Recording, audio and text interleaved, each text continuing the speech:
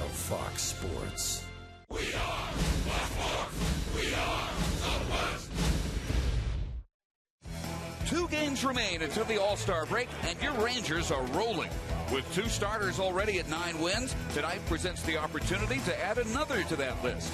Colby Lewis gets his final start before the break, and there are quite a few positives going into it. His past success against the A's has been tremendous, and he has the hottest offense in baseball behind him. Colby and the Rangers look for a 6th consecutive win as they meet the Oakland A's next on Fox Sports Southwest.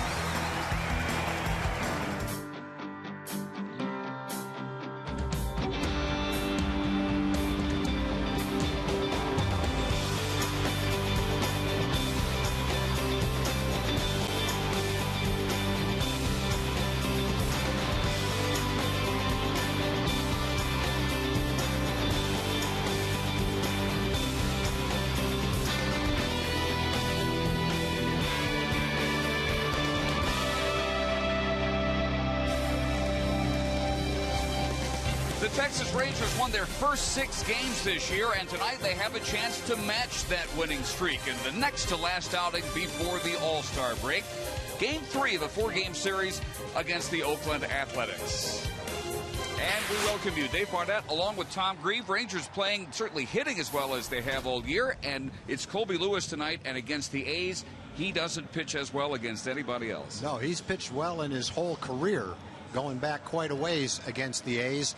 And since the start of the 2010 season, he's pitched against them 8 times. Twice this year, 6 times last year. His last 3 starts have gone really well, a 1.69 ERA. All told in his career, he's 5-3. His ERA is just a little bit over 3. So this is an opponent that Colby has fared very well against. And what he has in store tonight, if the past holds, at least this week's offense holds, then Ian Kinsler, one of the hottest hitters in baseball, will continue what is a 7-game hitting streak. He has been igniting the hottest offense in the major leagues this week. We'll see if he can keep that going as we check the starting lineups and come back for the first pitch.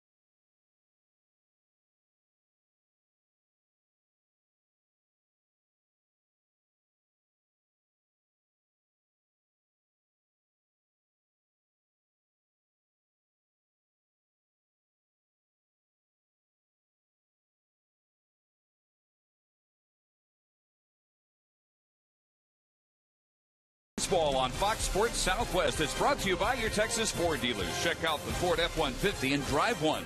Ford is the best in Texas. By the Progressive Insurance Group for money-saving car insurance quote. Call 1-800-PROGRESSIVE today. By Jack in the Box. Jack's really big chicken sandwich combo is back for only $3.99. By Budweiser. Great times are waiting. Grab some buds. And by Southwest Airlines, new Rapid Rewards, unlimited reward seats, and no blackout dates. Third game of a 4-game series. It was originally a 3-game series, but there was a rainout made up on Thursday night. And the Rangers came up with a 6-0 win behind Derek Holland in that game last night, 8-5, as C.J. Wilson joined the club at 9 wins, beating Gio Gonzalez, his fellow American League All-Star. And tonight, Colby Lewis tries to become the third Ranger starter with 9 victories, pulling him even with Wilson and Ogando against Bob Melvin, interim manager for the A's, who fills out this lineup card tonight, brought to you by Southwest Airlines. Again, rookie second baseman leading off Jamal Weeks, Chris batting second and center, Matsui in left field batting third, and the DH is Josh Willingham. Scott Sizemore, just over from the Tigers a few weeks ago, is at third base. David DeJesus in right, Chris Carter at first, Landon Powell switch hitting catcher ahead of the 9th hitting shortstop Cliff Pennington out of Texas A&M, and Colby Lewis better against the A's than he is just against anybody else so far. Yeah, and on the season, good solid season for Colby Lewis. 17 starts. His ERA is down to 4.29. Walks are only 30 in 107 innings. Last 4 starts, he's 3-0 with a 2.30 ERA. Those 4 starts followed his 2 bad starts of the year, back to back. 4 2/3 innings, gave up 15 runs. But since that time, he's been terrific. He's 3-0 in those 4 starts. And against right-handers, he's done really well, a 189 opponent's batting average. In fact, Dave, if you take those 2 starts away, 4 2/3, 15 runs, Colby's 8-5 with a 3.17 ERA over his other 15 starts. So minus those 2 starts, Colby's been terrific. With them, he's having a solid season anyway. Here's the defense behind him. Hamilton, Chavez, Cruz in the outfield. Young, Andrews, Kinsler, Moreland in the infield. And Yorvi Torrealba is behind the plate. And the Rangers have strung together 5 straight error-free games. And, Tom, there is no coincidence that they have won all 5 of those. Yeah, I would agree with that. And that's one area that the Rangers have to improve. To be the team they can be, they should be in the second half, they've got to make more plays. I shouldn't say it that way, because they make a lot of plays with good athletic ability, but they have to make all the routine plays more so than they did in the first half. And that's not a secret. That's something they're working on. Well, one thing else that should come as good timing for Colby Lewis. In his wins, the Rangers are scoring almost 9 runs per game, and that's the way they've been hitting so far in July. In all but one of his losses, he's had no more than 1 run scored behind him. So the defense playing the best it has all year. Same can certainly be said for the Ranger lineup, with just tonight and tomorrow afternoon a 2 o'clock start to wind up the pre-All-Star break portion of the schedule. And an Oakland team that is 10 games back now, sinking further in the last place in the American League West at 39-51. So we're set to go. And the first pitch to Jamal Weeks is in there for a strike. Well, we've got a cool freshening breeze at the ballpark compared to last night, which had a record starting temperature, the hottest in the history of the ballpark since 1994. It was 105 last night, 97 tonight. Can you tell the difference? I can't either. I can't really tell the difference. I think it's like the difference between a 95-mile-an-hour fastball and a 98-mile-an-hour fastball. They're both pretty fast. Just over Lewis, backhanded by Kinsler for the first out. Yeah, the one attribute that helps Ian on a play like that is arm strength. Doesn't have what you would consider a second baseman's arm. He's got a shortstop's arm, and so on those slow rollers with a fast runner running, he's got that little extra velocity to get it over to first base and make that play. Rangers wearing the black ribbons again in the memory of Shannon Stone, the Brownwood firefighter who passed away here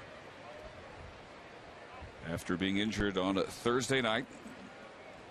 The A's honoring his memory as well.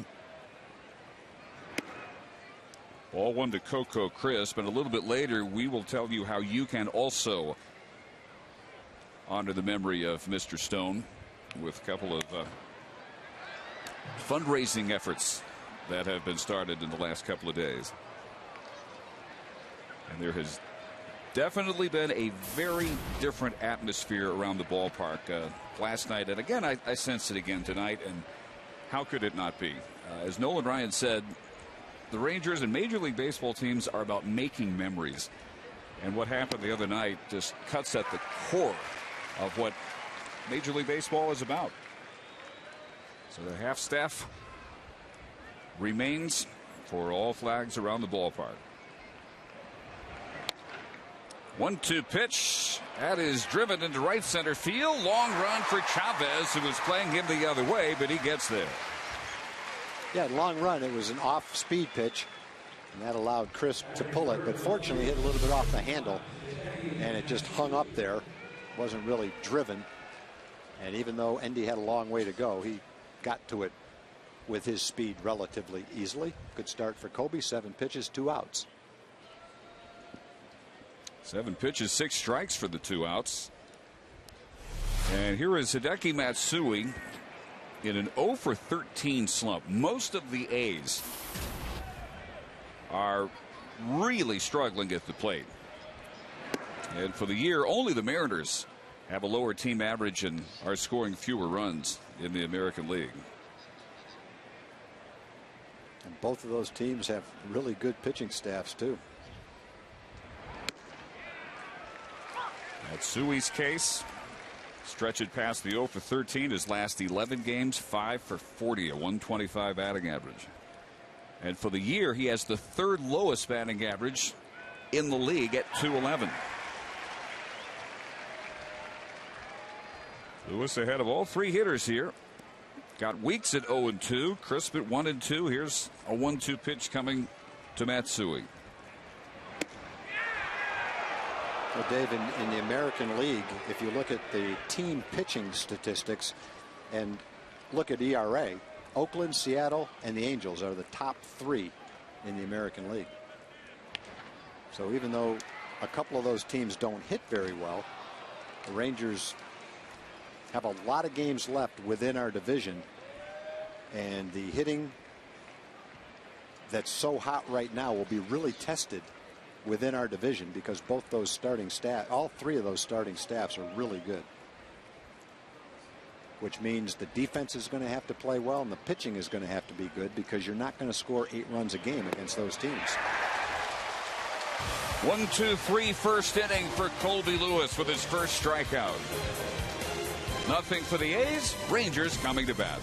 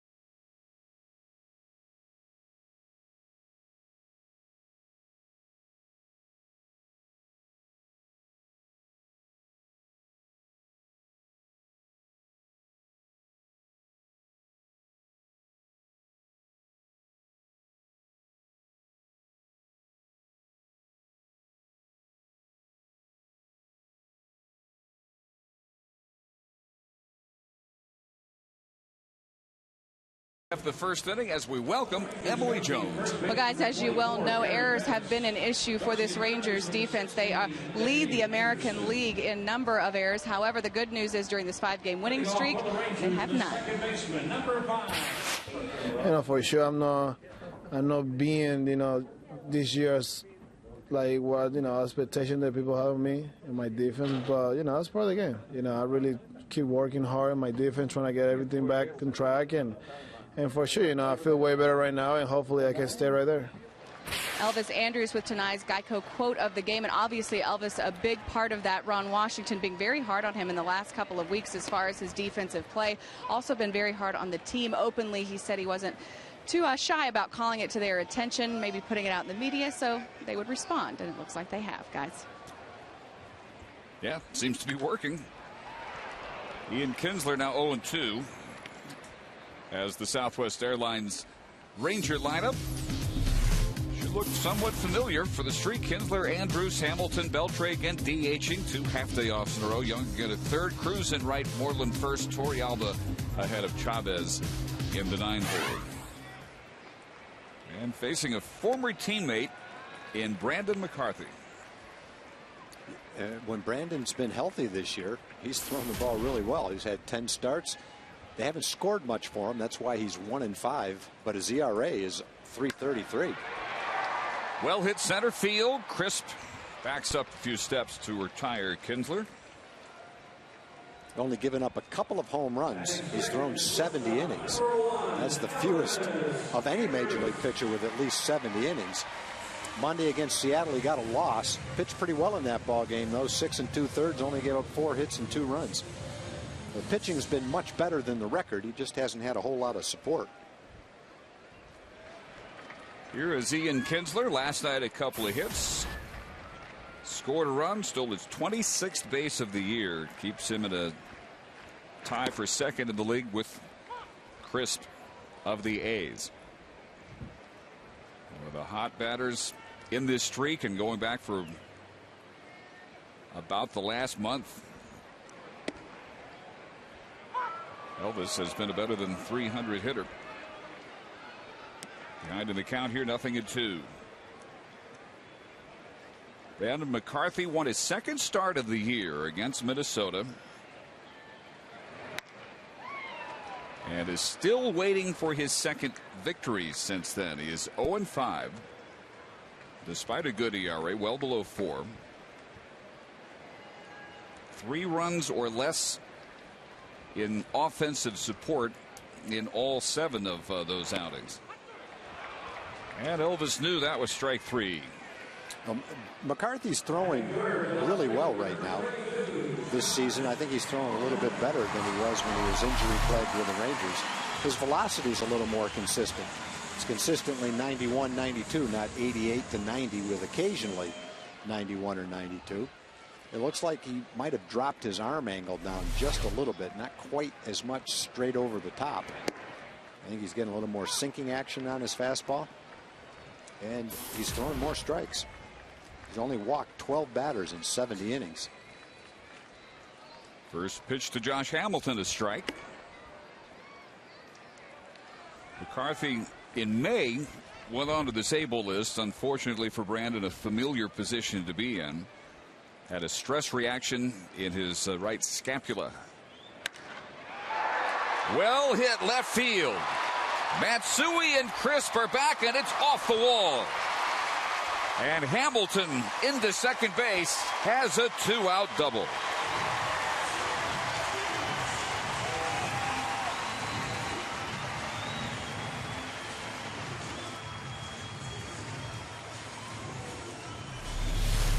I thought Josh might have gotten this one.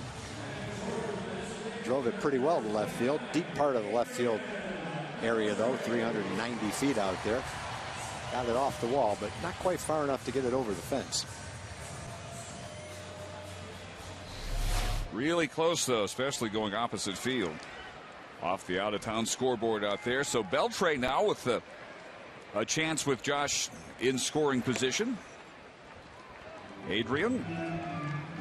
Last night, his 17th home run, also reached on an error.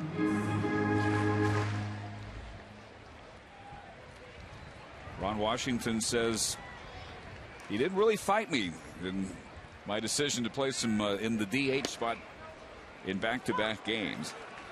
He says Beltre, Michael Young have been the two Rangers who have really been doing the most grinding ever since the spring, and so a little head start in the rest that is coming up over the All-Star break. Yeah, and for the guys going to the All-Star game, they don't get a rest. They do a lot of traveling. We open up on the road in Seattle. And Beltre is going to start the game and play in it. Fourth in the majors in runs batted in, second in the American League. Looking for his 69th here. And next pitch will come in at 3 balls and a strike.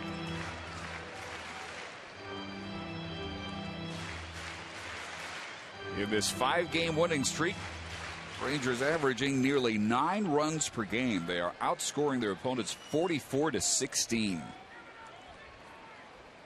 All 3 phases of the game have been coming along at the same time. And at 93 miles an hour there, McCarthy gets the swing and a miss, full count. Yeah, the movement on that pitch you might see on a changeup. Good sinking action.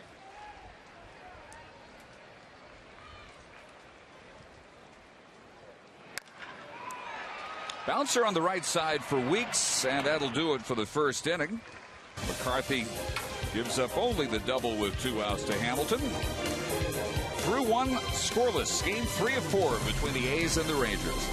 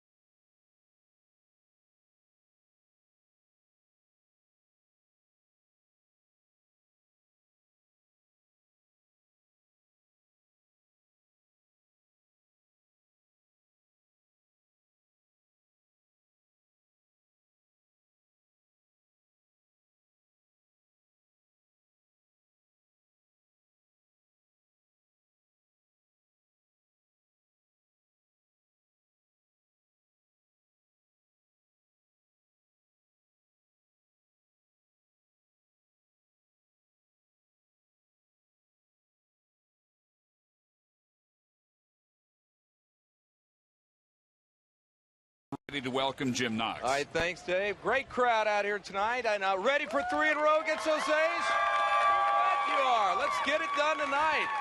All right, Community Corner, let's talk about Ranger fans. Time is running out to own a piece of history. You can win. That's right.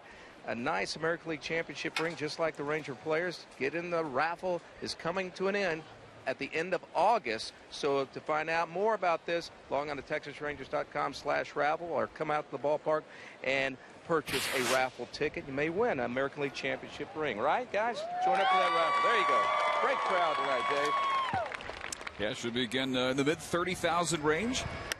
Josh Hamilton goes after the first pitch and sends it deep to left field and out of here. Willingham gives the A's a 1-0 lead with his 11th home run. Yeah, Willingham is having a decent season. He's only hitting .236, but he's shown some power. And unfortunately for the Rangers, a lot of that power has shown up against them. He's launched some long balls, and a good portion of his 11 home runs have come against the Rangers. That was a fastball that had movement toward the inside part of the plate, but not enough to get in on his fists. And Willingham is able to lift it over the left field wall. 382 feet. And now 4 of his 11 home runs on the year have come against Ranger pitching. Well, Kobe's given up 23 home runs. That's the most in the American League. In his last start, he had a good start against the Orioles. Quality start, 3 earned runs in 7 innings. He did give up 2 home runs in that ball game, but he still pitched very well. And you can get away with giving up home runs if there's solo shots, if there's not men on base. One little solo home run's not going to hurt you. 1-2 pitch to Sizemore. Lifted to center field, and Andy Chavez waits under it for the first out of the inning. Well, Kobe with an above 500 record despite having given up more home runs than anybody else in the American League. Shot by Willingham was his 23rd. 2 fewer than the major league leader Bronson Arroyo of Cincinnati, who's given up 25. But 8 and 7, Tom, as you said, there is a way to pitch around the solo home run. So far, that's all he has allowed. And strike 1 to David DeJesus. Yeah, but we talked about in the open to the game how well he's pitched in his last 4 starts. He's 3-0 in his last 4 starts. His ERA is 2.30. That's brought his overall ERA down to 4.29, and that was difficult to do after those 2 games that he had on June 6th and June 11th, back-to-back games where he gave up 15 runs in 4 2/3 innings. But he's bounced back nicely from that. Last year against the A's, he pitched 6 times against the A's. You have 3 series at home, 3 series on the road, 6 potential starts against a division rival, and he faced him all 6 times. 3 balls and a strike now to DeJesus. Who gets the advantage there? The pitcher who sees the lineup that often, or vice versa? I would normally say that the hitters would get the advantage because they get to see the pitcher so many times.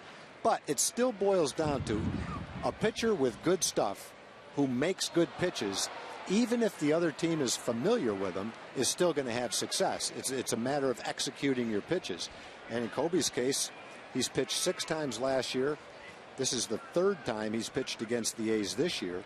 And his overall ERA in those 8 games plus an inning so far is around 2.89. So they haven't caught up with Kobe, because my guess is because Kobe continues to make a lot of good pitches against him. So you can be familiar with a pitcher. You can have a good idea of what he's going to throw. But still, mixing up your pitches, mixing up the way you go after each individual hitter so you don't fall into a pattern, can still lead to a lot of success. Well, DeJesus takes the first walk issued by Colby tonight. So he's at first with 1 out, a run in for Chris Carter, the first baseman.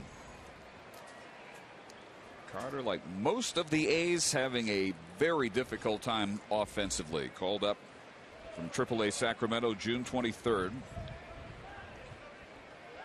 4 for 27 since then, with 11 strikeouts and at least 1 strikeout per game. Well, he hasn't realized his potential at the big league level yet, but he's had some pretty good power numbers in the minor leagues. But he's played a lot in the minor leagues. It's kind of in a situation where Nelly Cruz was when the Rangers got him and were trying to develop him at AAA. You know, you look at a guy like Carter and say, what can he prove at AAA? He needs to see what he can do at the big league level. And so maybe the A's will give him 200 or 300 consecutive at-bats to see how he fares. In Nelly's case, he had to go back to the minor leagues a couple of times. But eventually it all clicked in for him, and he became one of the feared power hitters in the American League. Carter's still trying to get to that point. Able to check his swing there. 2 balls and a strike. Chris Carter, then catching tonight, Landon Powell in the on-deck circle. Kurt Suzuki getting a rest.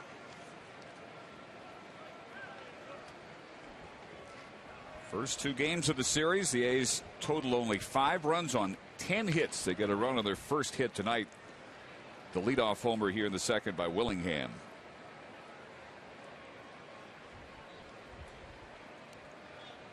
But the typical Oakland output is only a couple of runs. They have scored 2 or fewer in 11 of their last 16, and Carter with the miss there. 2 balls and 2 strikes. A's at 39 and 51. 12 under 500.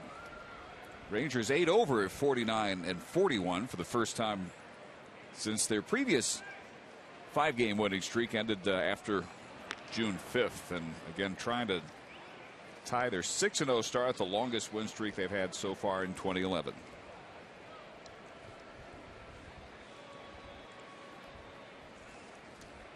The other action in the division out west, Seattle visiting the Angels. And they get started in about an hour and a half. De Jesus at first base with 1 out.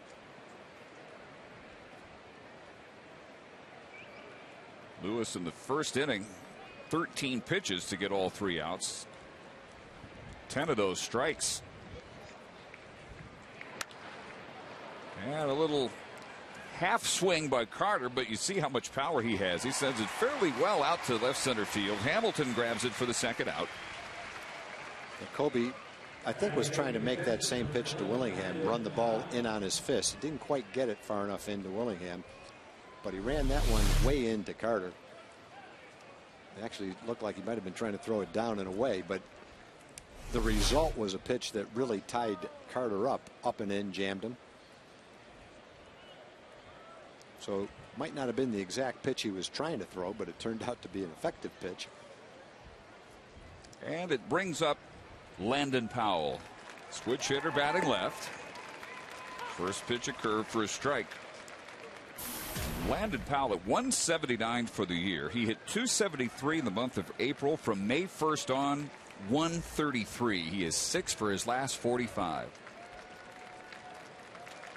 On the road, 4 for 37 on the year. There's his 5th base hit away from the Coliseum. Ground single to keep the 2nd inning going and send David De Jesus into scoring position for Cliff Pennington.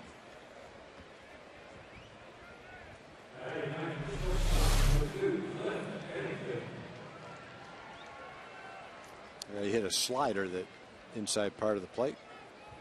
Almost hit De Jesus with that ball. Pennington's been struggling. Got a couple of men on right here. Maybe you strand him out there by getting Pennington. Pennington didn't play last night, and it might have been a good thing for the Rangers. The Rangers really benefited from an error that Adam Rosales made early in the ball game. A hard ground ball to his right.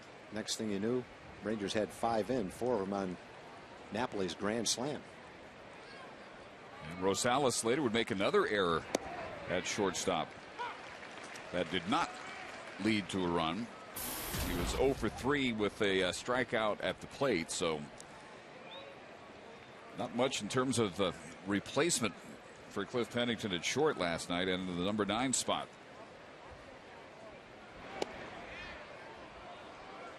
Eric Cooper is behind the plate. He says that was outside. Jeff Kellogg at first, DJ Rayburn at second, and Tim Timmons umpiring at third.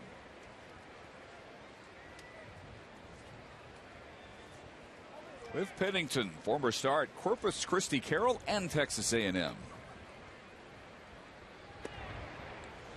Looking here to add to the Oakland 2nd inning, which began with a leadoff home run by Josh Willingham. 1 out later, De Jesus reached on a walk with 2 outs. The Powell single sent him to second base. And the 2-1 pitch is low. 3 balls and a strike. That was a good pitch. Pennington did a nice job to lay off of that pitch. Hard breaking ball. Looks like a strike. Could have been a strike according to Fox Tracks, right at the bottom of the strike zone. Didn't get the call, but Pennington laid off it, didn't swing at it. And 3-2. Second full count of the inning for Colby. And about to throw his 25th pitch after just 13 in the first.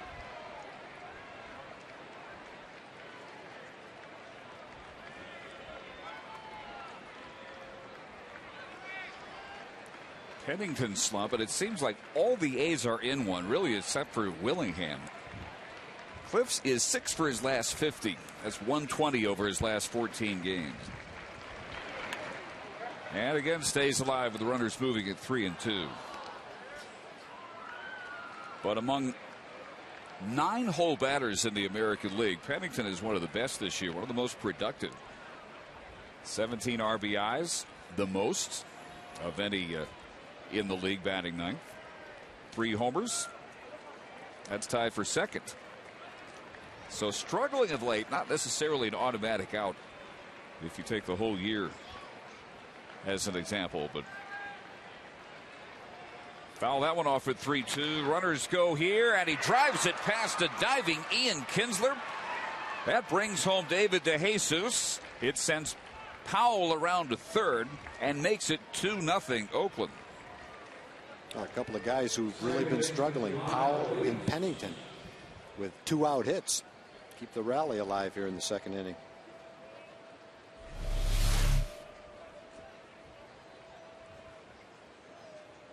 Well hit ball by Pennington. That one way down there in the corner. Knee high on the outside edge, and Mike Maddox about to wrap up a visit as the A's already moved to the top of their order again, and Jamiel Weeks will bat for the second time. This is not an Oakland team that is accustomed to hitting Colby Lewis very well, but they've got a nice second inning working here. 2 runs on 3 hits, and not done yet with runners on the corners for Weeks. Jamiel, brother of Ricky, co-American League Rookie of the Month along with Ben Revere of the Twins. Didn't even play the entire month of June. He came up on June 7th. Hitting very well at AAA Sacramento, especially against right-handed pitchers. .331 last year in the Texas League at AA Midland. The up-and-coming talents in the A's system. 1 ball and 1 strike.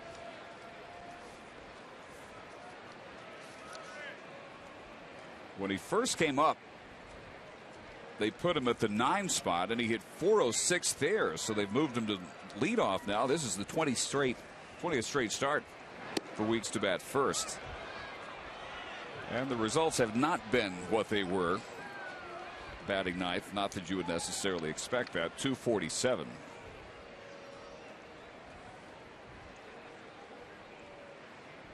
He has 7 runs batted in. Landon Powell at third here. Pennington at first.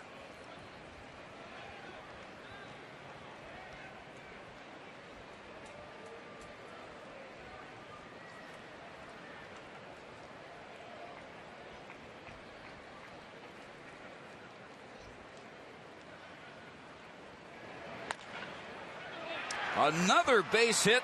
Bounced through on the right side, and Landon Powell is home to make it 3-0 Oakland. Weeks drives in his 8th run. Oh, the A's have found a hole 3 straight times with 3 ground balls. All of them have hit pretty well, though.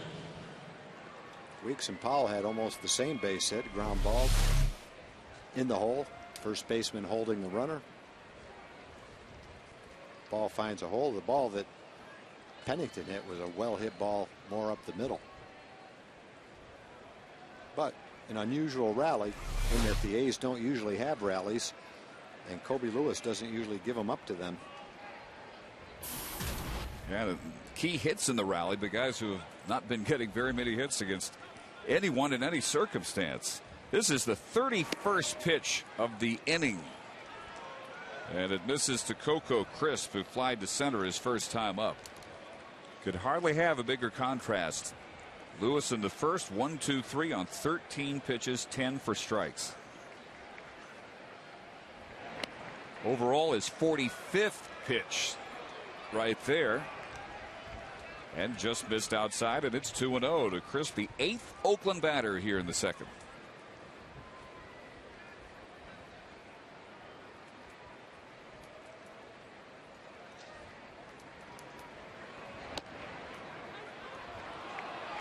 Cooper not giving him much on the corners, at least here in the inning. It's 3-0. And there really isn't a guy down in the bullpen that you'd want to bring into the game this early in the game. Tommy Hunter did it last week, but he's not going to do it tonight because he's been pitching pretty frequently late in the ball game. Tadayama could probably give you a long relief outing. And the good thing is, after tomorrow, you've got the All-Star break coming up. So bullpen's well rested. Starter's been pitching well. So that's not a problem right now. You would think maybe after the All-Star break that someone will settle into the role as a long reliever. The Rangers have had that all season long. David Bush filled that role. Actually had a couple of spot starts too. Well, he loads the bases with a 4-pitch walk to Coco Crisp. And will face Matsui, who will be the 5th straight batter that Colby has tried to retire to end the inning. The inning began with the home run by Willingham, and then got Sizemore to fly out, walked to Jesus, got Carter to fly out. And looking for that third out, he's given up 3 straight singles to Powell, Pennington, and Weeks, the last 2 driving in runs, and the walk there to Crisp to load the bases. Okay, Colby came out and had a great first inning. A weak ground ball, weak fly ball, and a strikeout. Not many pitches, crisp pitches. Matsui goes after the first pitch and pops it up to Ian Kinsler, but catcher's interference is being called by Eric Cooper, and so Matsui keeps the inning going, and it's 4-0. That's why Matsui didn't run. Matsui's a professional, and if that was a normal pop-up to second base, he would have been running to first base.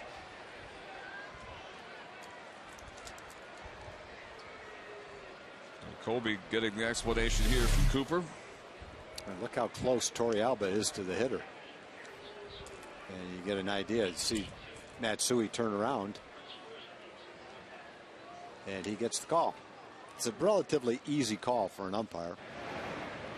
You can tell by the sound of the bat hitting the glove.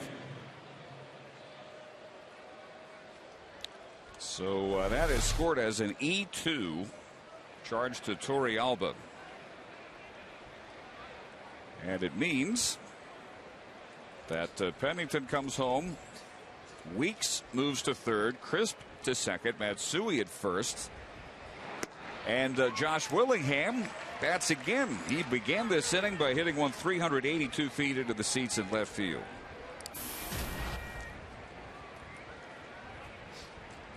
And it has turned from there into a real nightmare inning for Colby. He is about to throw his 37th pitch in the second and 50th of the game. And he's getting absolutely no benefit of the doubt here on these borderline calls.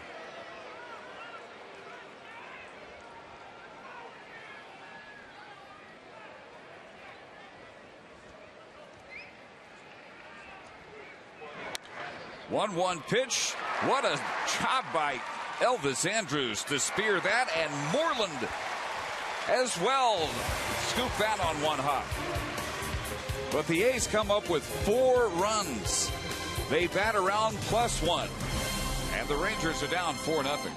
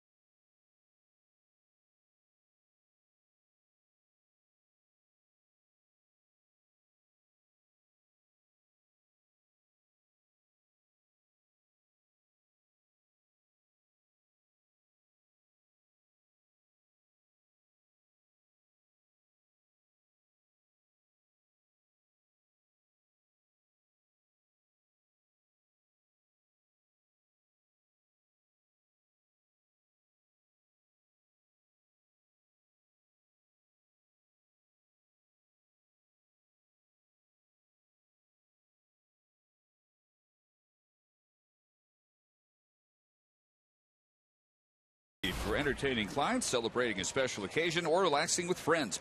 For your group of 10 to 200 to watch a Rangers game in style, visit TexasRangers.com/suites or call 972-RANGERS. And Michael Young begins the bottom of the second as the Rangers find themselves in a 4-0 hole. Brandon Carthy had a long wait after allowing only a 2-out double to Josh Hamilton in the first. But now he's got Michael Young hitting .327 on the year. And that is top 3 in the American League now. Michael getting there by hitting over his last 16 games, .415. It is hard to find a hotter bat in baseball. But he reaches and misses the outside offering by McCarthy, who gets his second strikeout. Yeah, McCarthy's throwing the ball well. He's got a consistent velocity with his fastball. He's making good pitches with it, too. You can see Powell set up away. And McCarthy with almost a little cutting action on that pitch, throwing it right where Powell had his glove.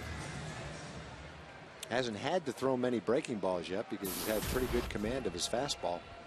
Mostly fastballs with an occasional curveball so far. Used to throw a lot of changeups, but I think that was before his fastball has come back to him like this.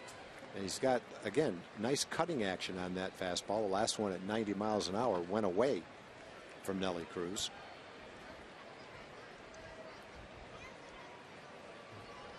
First pitch to Cruz, got a swing and a miss.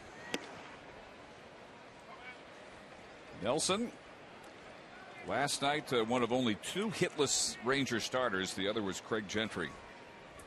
0 for 3, but he got a walk, stole a base. Left center field, and Coco Crisp gets there.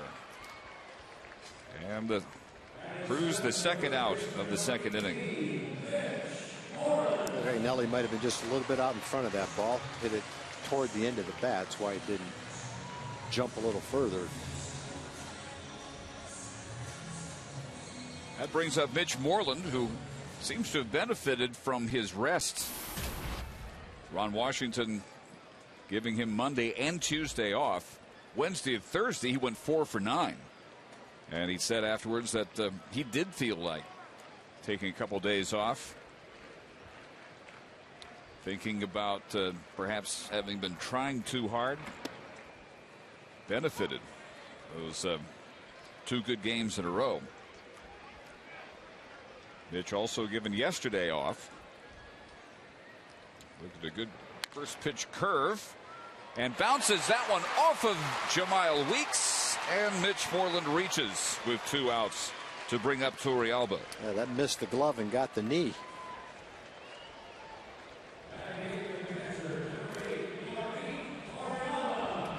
So Rangers can take advantage of the 2-out error.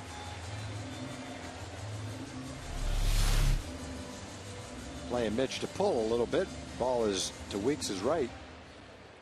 The A's infielders are having trouble with that kind of a ball. That's similar to the ball that Rosales missed twice at shortstop last night. Tried to plant his feet and backhand that ball. Didn't have much luck doing it either. So here is Torrealba. Jorvit 1 for 3 in RBI last night.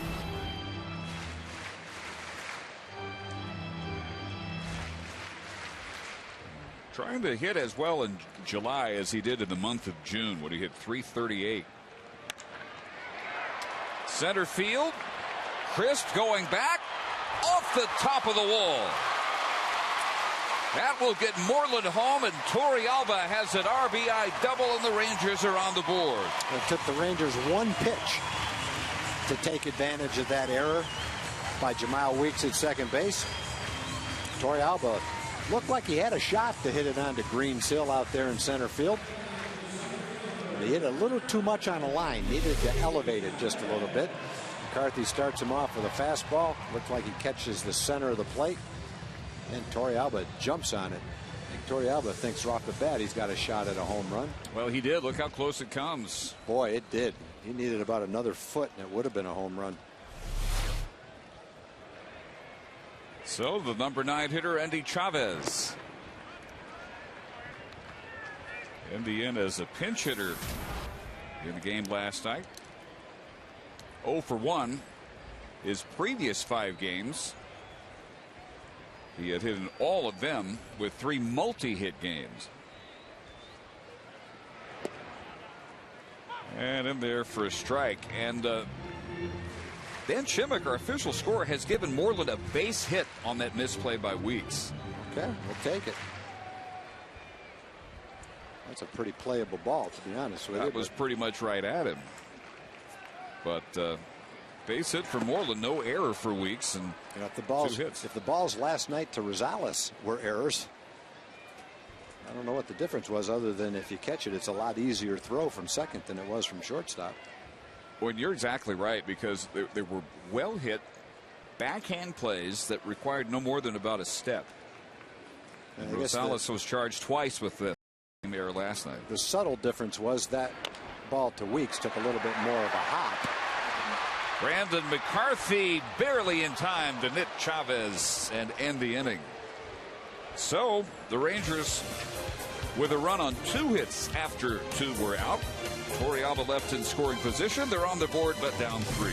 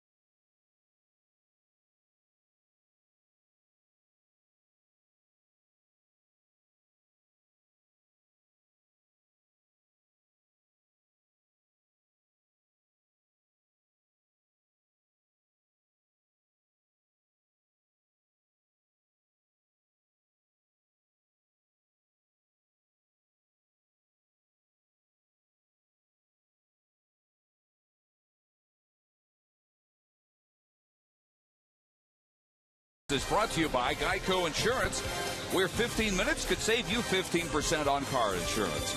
And by AT TEX, rethink possible.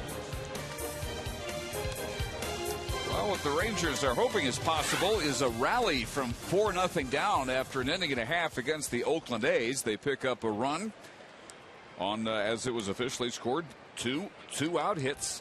Infield single by Moreland. And the RBI double off the very top of the wall and straightaway center by Yorvit Torrealba. And now into the top half of the 3rd inning. It will be Sizemore, DeJesus, and Carter after Colby Lewis retired the side on 13 pitches in the first and took 38 pitches to pitch to 10 Oakland hitters in the second. Sizemore was the first out after the leadoff home run by Josh Willingham on a fly ball to center field. But after that, he issued a walk to DeJesus, got Chris Carter to fly out, and then he just could not get that 3rd out. 1-2 to Sizemore.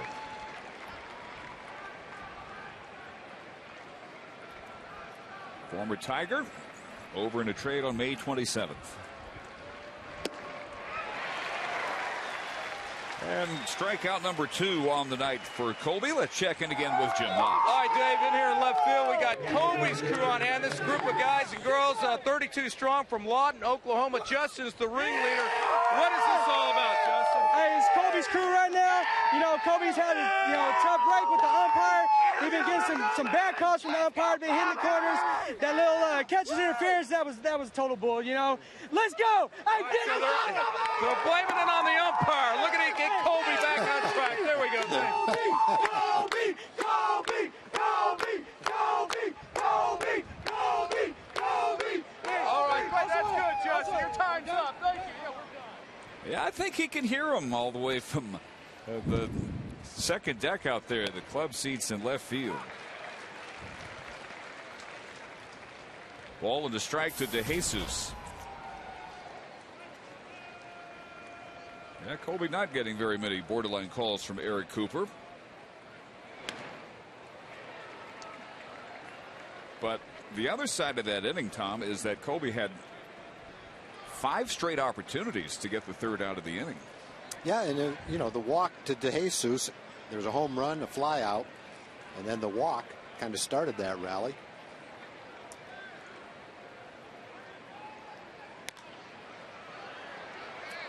Pop up on the right side of the infield, and it will be Kinsler's. And 2 outs in the top of the third. Chris Carter flied to left as the second out of the second. And then it started. Landon Powell in a 6-for-45 slump since May 1st. Single to right. Cliff Pennington in a 6-for-50. Also followed with a single and an RBI single at that. And then Jemile Weeks singled in a run. Crisp walked. And Matsui reached on the catcher's interference call on what would have been the third out, and a pop to Ian Kinsler. And then finally Lewis got the third out of the inning, retiring Willingham on a terrific play at short by Andrews. Pinpoint fastball there on the corner at the knees, and 1-2 to Carter.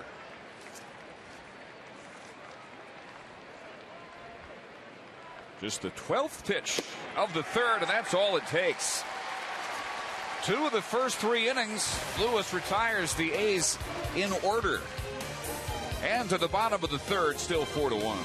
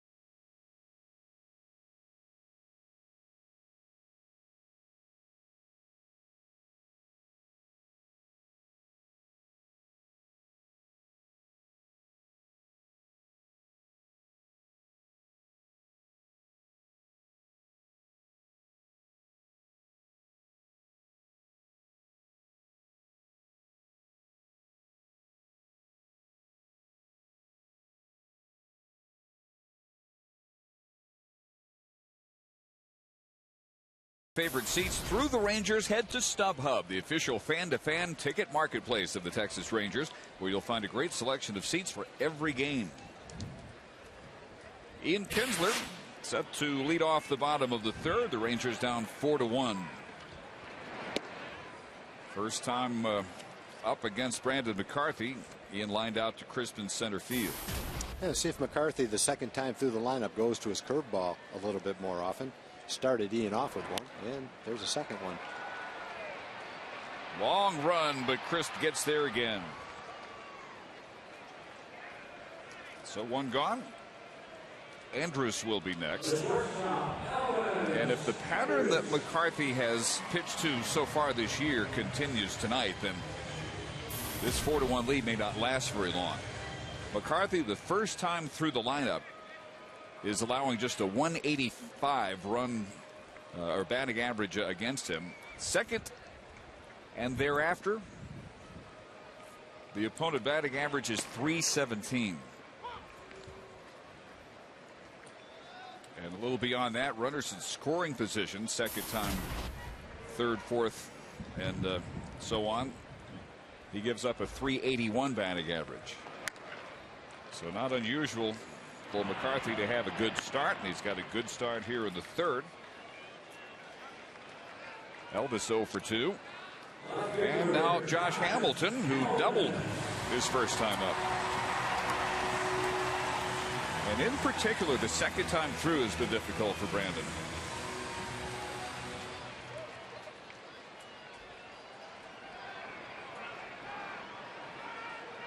Josh, first time up. Bounced one off the wall in left field, and this one fielded as DeJesus stumbles. He gets it back in, but Hamilton has his second straight double. We've seen 2 pitches, and he's had 2 doubles, 2 well-hit balls. One off the left field wall, and this line drive down the right field line.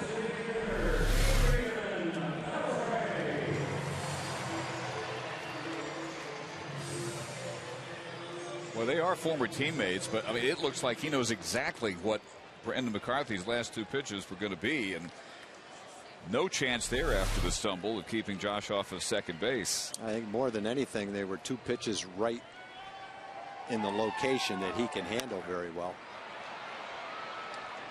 Pop up. Pennington is there in short left field. So the last 2 pitches of the inning, a double, and then very quickly the third out. Just 6 pitches overall for McCarthy.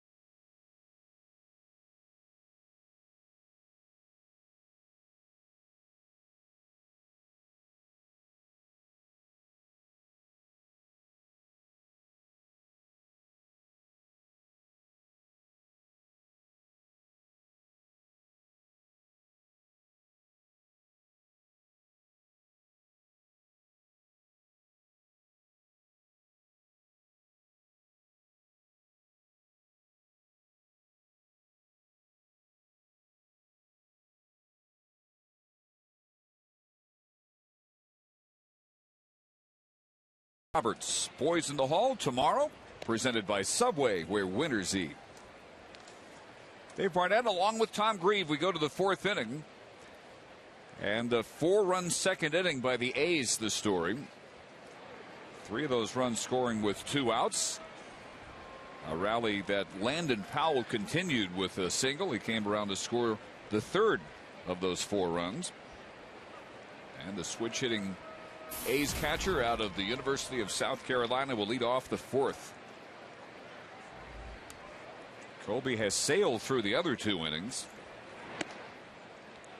A 1-2-3 first on 13 pitches, and a 1-2-3 third. And Powell is a highly touted high school catcher. And I'm trying to remember the details. It seems like he completed his requirements for high school by the end of his junior year, hoping that some team might draft him. Maybe a team with a lot of money to spend might draft him, and no one else would know about it. But it turned out that no one did. Not sure exactly the details of that. Anyway, he ended up going on to South Carolina and having a very good career at the University of South Carolina. Called strike 3. And 3 strikeouts among the last 4 outs recorded by Colby. Looked like a pretty good pitch from our vantage point. Fastball, outside corner. I don't know what he thought that was. Oh, I might have thought it was a little bit outside. Close enough to be a strike, though. You have to remember that, and I'd like to say this about once a month, just to give the umpires the benefit of the doubt. An umpire's behind home plate. He doesn't know what kind of pitch is coming. He has an idea where the pitcher wants to throw it based on where the catcher's glove is. But for a fastball with movement on it coming in at 90 miles an hour, you have to have an inch or two leeway. A little bit off the plate, a little bit on the plate. And, you know, that pitch was probably within an inch of the outside corner. And that's, like, I think, within the normal margin for error for an umpire.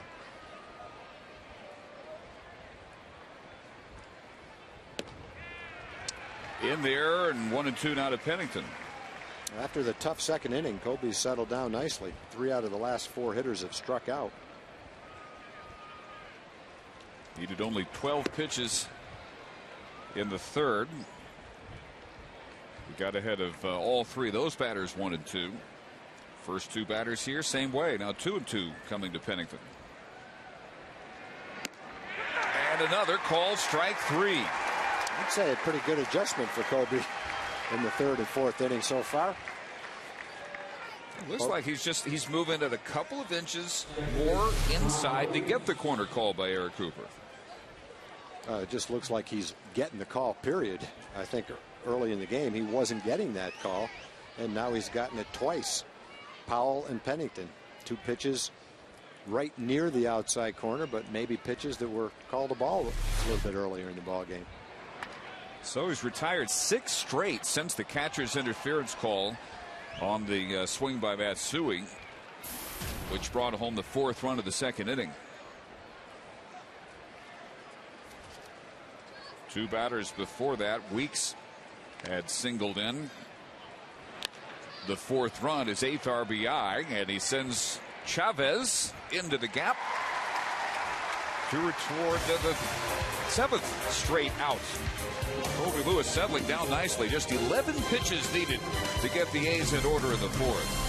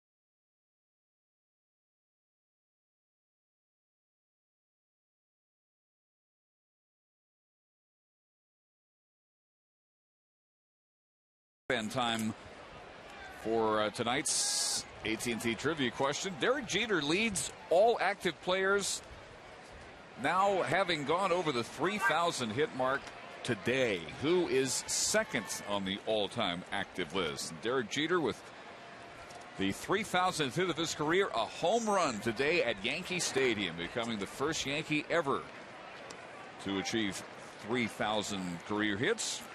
Michael Young's a good friend. Now, what about the guy that caught that home run? He's sitting with a gem right now. That's back into the seats in 1 and 2. I'd rather have Jeter's 3,000th hit, the only Yankee to do it, and a home run at Yankee Stadium than any home run that Barry Bonds or Mark McGwire hit. Boy, what a day to pass that milestone. 5 for 5 and a home run to get to 3,000. Well, Michael Young, talking about it, says that he hopes that Derek Jeter takes some time to enjoy it, because this is, after all, the 28th time it's ever happened in the history of baseball. Happened on a home run off David Price. Only other 3,000th hit to be a home run, Wade Boggs. And that is a fair ball, fielded by Powell and caught just ahead of the Michael Young sprint by Carter. Nice play by Powell. He didn't have much of an angle to throw that ball. Somehow he missed Michael with that throw, and Michael didn't screen Carter from being able to catch it at first base. Pretty nice play. By the way, as we look at Landon Powell's handiworks here, you were right about how he came into the pro ranks. Graduated when he was a junior, right? Got his GED. And his father and agent Scott Boras had him made draft eligible because he already had his high school diploma. He had kind of slipped through the cracks. Major League Baseball set off on a 2-month investigation, and he was then allowed to negotiate with all 30 teams. Yeah, and he was fairly highly touted coming out of college, and I think everybody in baseball thought it was kind of a ploy so that no one would draft him, because no one knew he was eligible. He was only a junior in high school. And so he did become a free agent, and no one bid on him. And he ended up going to the University of South Carolina. The ploy didn't work. Or at least none of the offers were acceptable to Scott Boras. Right. Yeah, so went on to the Gamecocks, had a very impressive career there, helped them to the College World Series. And ended up the first-round pick by the A's in the 2004 draft. So your memory was correct. Now that could have happened with some players who might have been in prime position to get a huge bonus. There was a time in the draft when Travis Lee was one of them. Matt White was another one from Tampa Bay. Travis Lee. John Patterson was the third one, and I'll think of the fourth one in a minute. Line drive right at Crisp in center field. Well, because of a technicality, after they were drafted, as far as a contract being offered to them, were declared free agents, all #1 draft choices, and rather than getting a negotiated bonus as a drafted player, they were free to negotiate with all the teams. And Matt White, a pitcher, I think he was hurt, never got to the big leagues, got $10 million.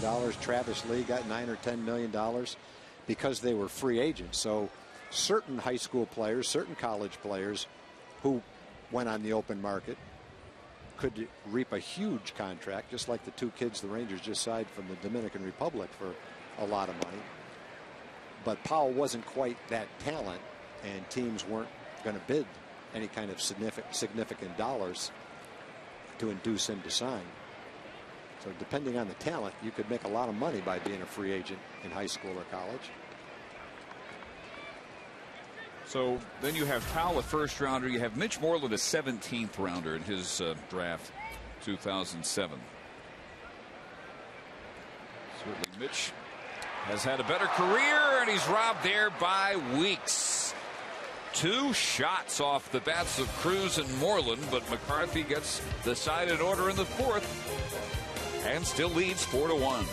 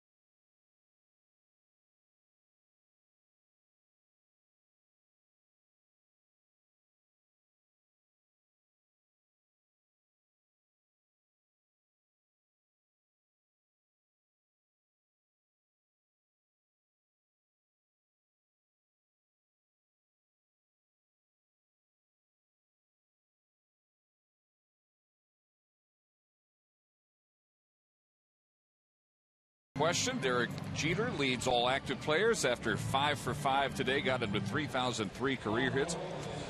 Pudge Rodriguez next in sight with 2,842.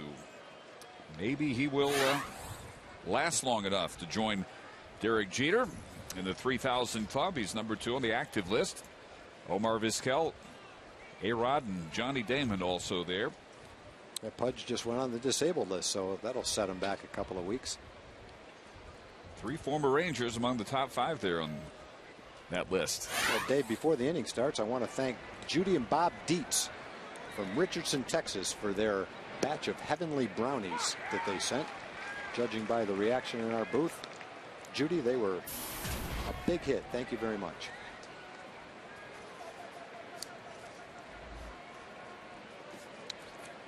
Coco Crisp has flied to center and walked.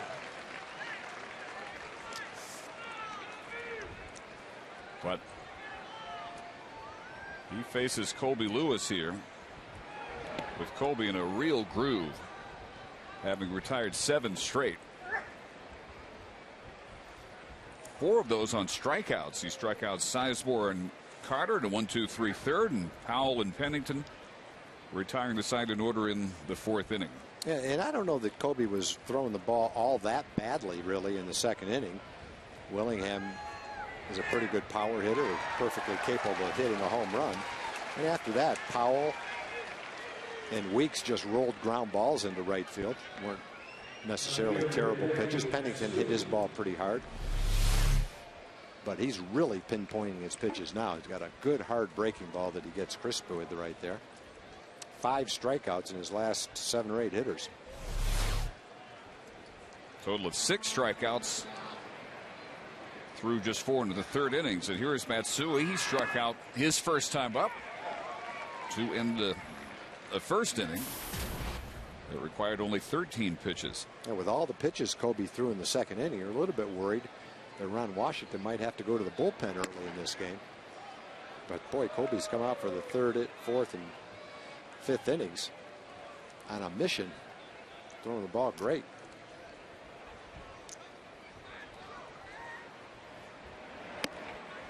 And nailing down the corners, which he just couldn't quite do in that inning, that 2nd. 38 pitches in the 2nd inning. Almost half his total.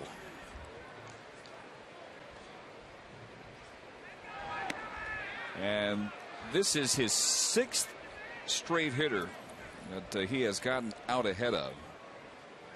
Most of them 1 and 2. And now 2 and 2. Matsui 0 for his last 15. 5 for his last 42. But he reached on the catcher's interference call on a pop that would have been the 3rd out of the inning, and instead brought in the 4th run. Error charged to Torrealba, ending the Rangers' streak of 5 straight errorless games. Still alive at 3 and 2. Josh Willingham will be next. He started that 2nd inning with a leadoff home run. His 11th of the year. 4 of those 11 have come against Ranger pitching. Rangers answering back with a 2-out run in the bottom of the 2nd, but that's all they've managed so far against McCarthy. And Matsui, the first base runner since he reached back in the 2nd. 3rd walk issued by Colby, the other 2 also in that inning. And tonight's Coors Light cold hard blast. Josh Willingham opening up that Oakland 2nd by driving that one 382 feet into the left field seats. Willingham really about the only steady source of Oakland offense in this series. He is 4 for 10. This is the 3rd of the 4 games. And up here,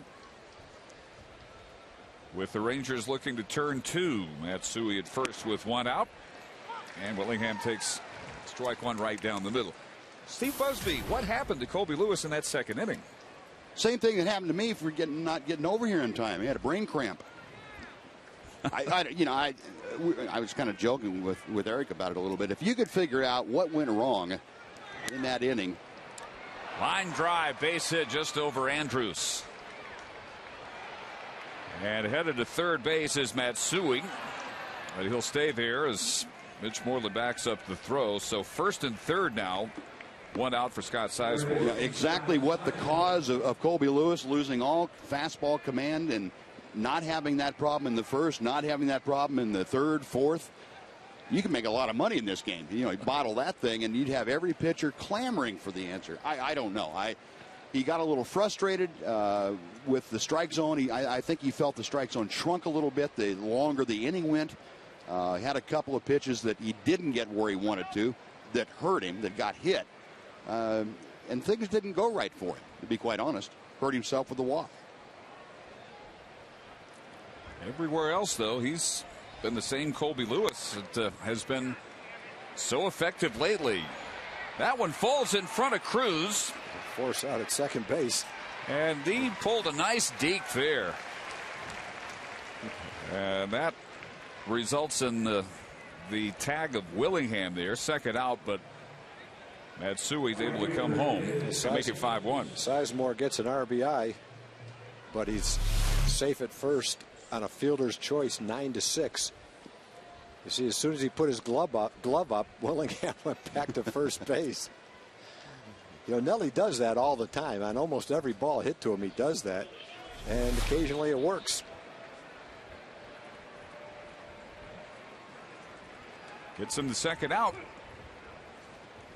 And now David DeJesus, who has walked and scored and popped to second. This Oakland team, Buzz, has had almost everyone in the lineup all slumping at the same time. And a few of them seem to come out of it in that second. Well, the worst thing you can do, too, Dave, is to walk somebody. When a ball club is really struggling, make them swing the bats. And I know Colby was trying to, but the two guys that he's walked tonight have led directly to runs. And that's one thing you've really got to make sure that, if they hit the ball out of the ballpark, at least give your club an opportunity to have them play a batted ball rather than trying to work around a walk. Yeah, and even those guys who got the hits, if they're 6 for 50 or 6 for 48, 6 times in those 50 at bats they got hits. Sure. So if you throw a pitch that you can get a bat on, you might roll a ground ball into the outfield, and that's what happened. Yep. Maybe a little bit of misfortune if one of those ground balls goes right at the second baseman. It's a different inning, but they found holes. I guess the other way to look at it is those guys are 6 for 50, but they're due to find a hole every now and then too. You can't hit every ball at somebody. Boy, he is living now on that outside corner. 7th strikeout. And the 6th in the last 3 innings, but it's now 5-1 Oakland.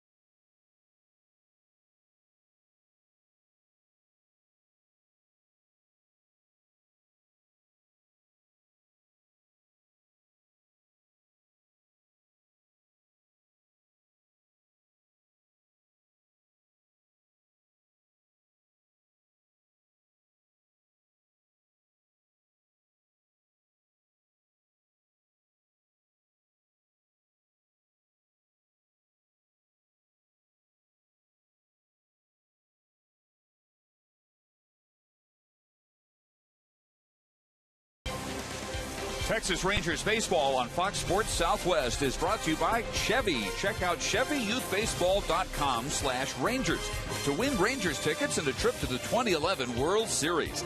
And by Whataburger, just like you like it. Bottom of the 5th inning, 5-1 Oakland. Brandon McCarthy will pitch to Torrealba, Chavez, and the top of the order, Kinsler.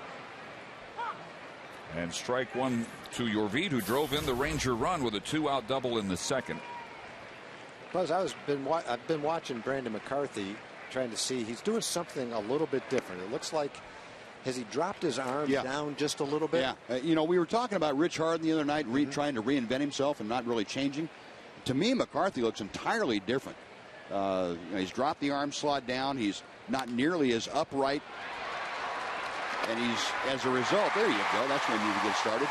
As a result, Tommy, he's actually become a sinker slider pitcher almost. Yeah, I'm going to say he's got much better movement on his fastball. And it looks like from that angle, he can throw his curveball for a strike better. Yep.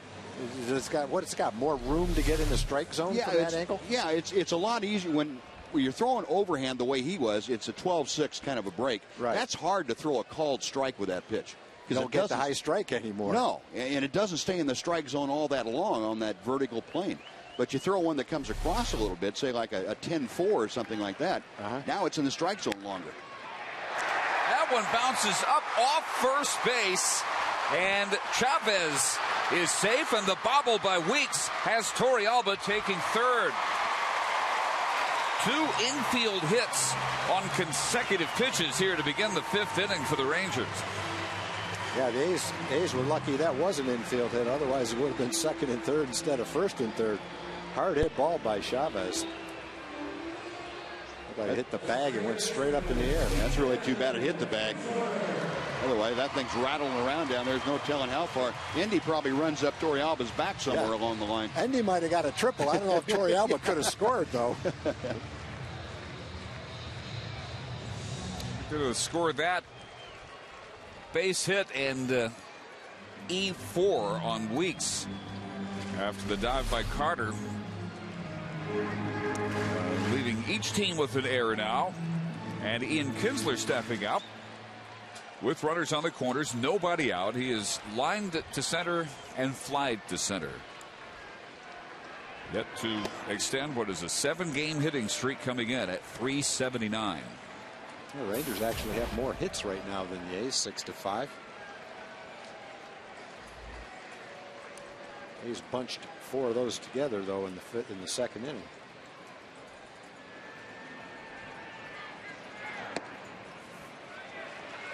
Two balls and no strikes.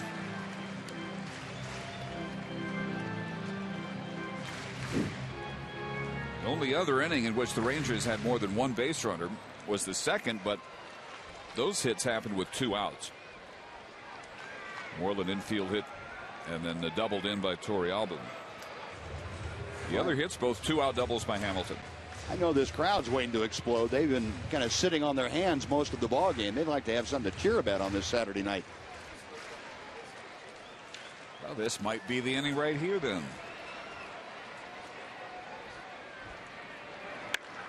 Kinsler, well hit at 2-0 off the wall in left field. Torrealba is home. Chavez held a third RBI double for Ian Kinsler in an 8-game hitting streak. Yeah, Ian's really swinging the bat well. His first out of the game was a well-hit ball to center field. And this ball, the only thing lacking was a little bit of elevation. It would have been a 3-run homer. Inside part of the plate, line shot. Rangers in good shape, second and third, and nobody out.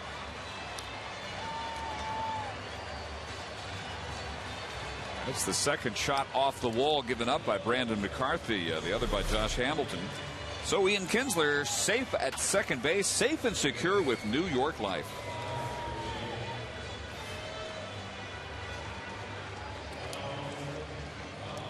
Conference on the mound with pitching coach Ron Romanek is over, and here's Elvis Andrus in a 3-run game, nobody out, and 2 Rangers in scoring position. Elvis has been caught looking. And grounded to second tonight.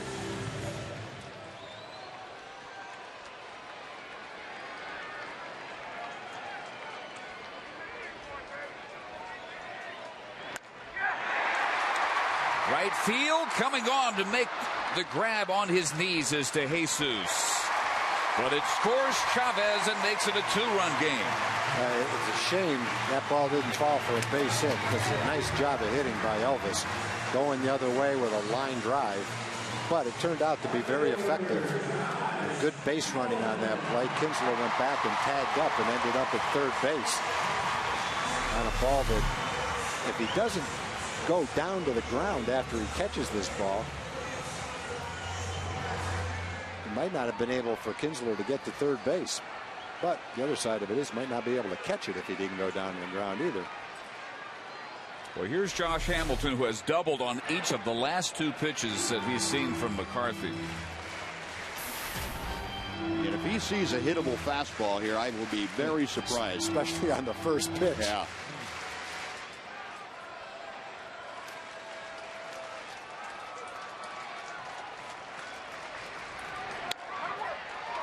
Right side. Weeks' play is at first base. That brings home Kinsler and makes it 5-4. And that's what Josh did the first game of this series. Make some contact with a man on third base and less than 2 outs. You got the infield back. You just used the big part of the field, hit it on the ground, just like a sacrifice fly. And a good base running by Kinsler. I think a lot of guys would have gone halfway on that ball, Buzz, that line drive, don't you? I think you're right. That was really a heads-up play by Kins. So now Beltre, who has grounded to second and popped to short. It's one of those subtle things that Ian does that I think make him an underappreciated player in some people's minds. So it's a really good base runner. Way back to left field. And we are tied. That didn't take long.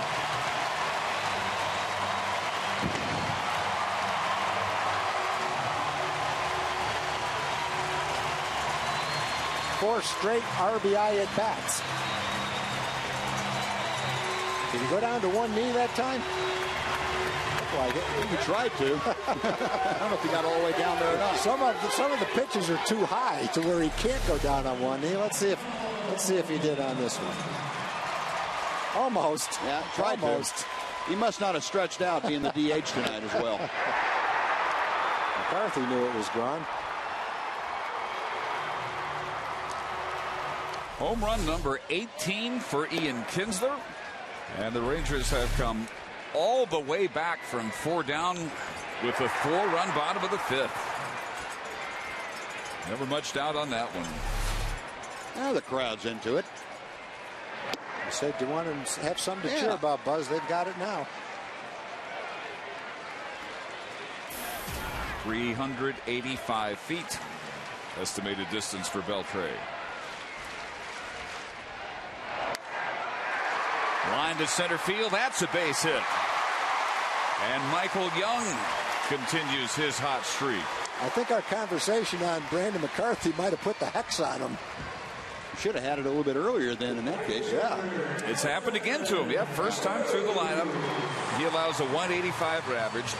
Second thereafter, 317. Yeah. Well, and you know, I still don't think that he's comfortable in all the changes that he's made to his basic pitching technique. That takes a long time.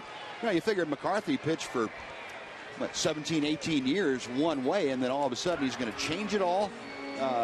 It's going to work for him, but it's real hard in spots to stay with it consistently and not try to revert at times, especially when you get in trouble. You know, you want to go back to something that's comfortable, and I don't think for Brandon this is completely comfortable yet. Yeah, I agree with you, Buzz. It's probably going to give him a better chance to be successful, but along the way there's going to be some growing pains. Yeah. Action in the bullpen. What are their 2 lefties? Craig Breslow. How many times you've gone out and tweaked your golf swing on the practice range, come up with something that works, and 2 days later you're right back to your old swing. And it gets really ugly in between sometimes. Nelson Cruz, the 8th Ranger to hit here in the inning. Last time up, he hit a rocket right out to Crisp in center field. He's 0 for 2.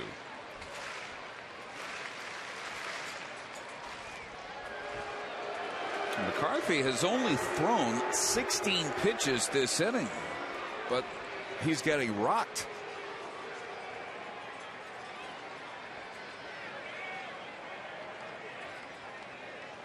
Inning started with back-to-back infield hits by Torrealba and Chavez.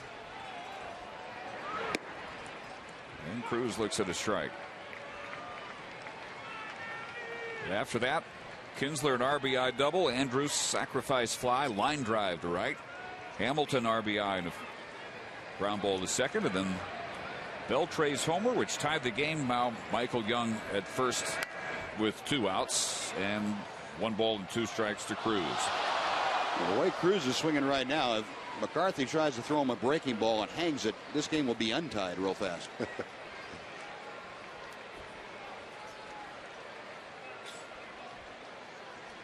Yeah, Nelly, a little bit overdue the way he's been hitting for most of this month. He's now at 0 for 12.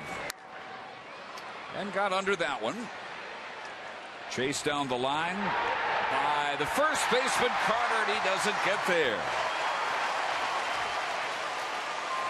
I was watching the TV screen, not watching where the ball was, and the way he was going after that ball, I thought it was going to be 20 rows back in the stands. I don't think he wanted any part of that, did he? Jamal, help me. Then he looks at Weeks as if to say, "Where were you?" Wow. Well, all right, hit this one out of the ballpark. See if Nelly takes advantage of the extra chance.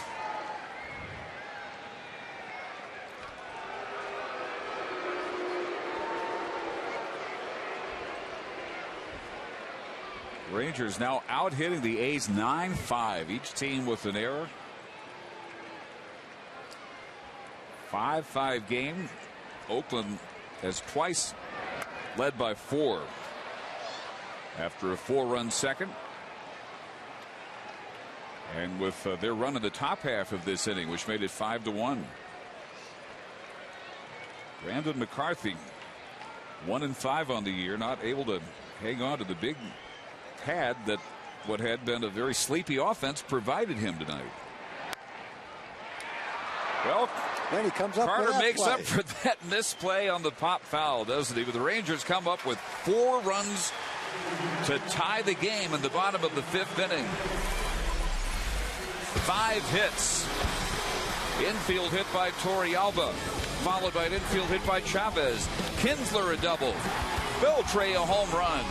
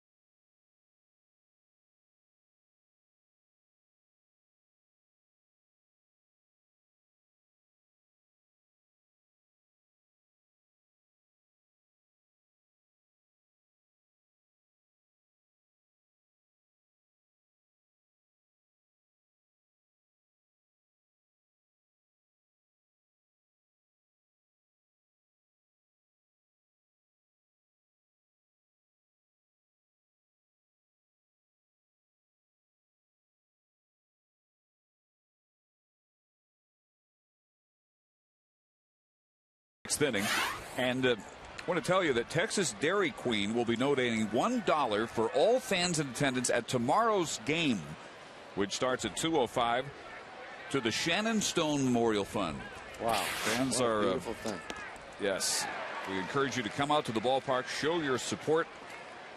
For tickets, visit TexasRangers.com or call 972-RANGERS. And we'll tell you more about other ways you can donate in the memory of Shannon Stewart.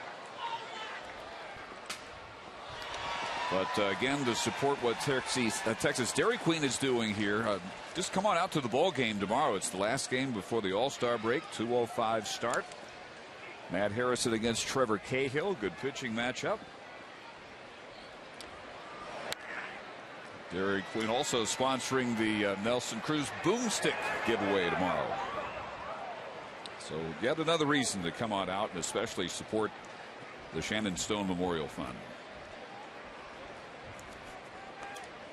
Chris Carter, after turning in the diving stop for the last out of that Ranger fifth, robbing Nelson Cruz. Down 0-2 and 0-4-2 tonight. He's flied to left and struck out. 1 of 7. Make it 8. Colby Lewis strikeouts. What a nice pitch. Looked like a cutter right down and away, right pinpointed where he wanted to throw it. Nice comeback after a tough second inning and a lot of pitches. Colby, when you throw that many pitches in the second inning on this hot a night, it can take a lot out of you. And the targets started from inside belt high to knee high outside corner. He just worked diagonally through that entire bat to Chris Carter. So here is Landon Powell. He struck out looking his last time up. First time a big hit with 2 outs in what became a 4-run bottom of the second for the A's. That lead now all gone.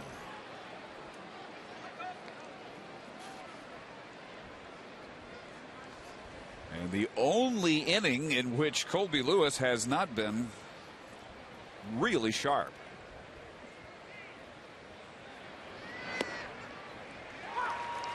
And he's been hitting the knees. He's been going to both corners.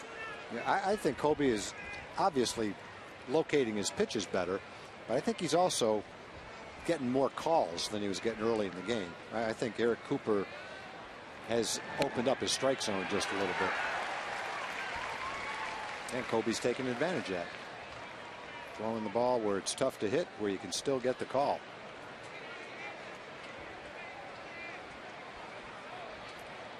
Working Powell away here gets him to 2-2. Good curveball. Pennington's laid off a couple of those. Powell's laid off a couple of those.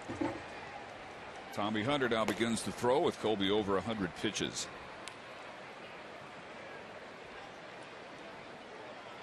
Tommy's a horse out there. He can warm up anytime they want him to. Yeah, Tommy might be a great quality to solidify his spot late in the ball game. Worked in the 8th inning last night. Struck out the side too. No one put it in play against Tommy. He struck out DeJesus, walked Crisp, struck out Willingham, struck out Sizemore.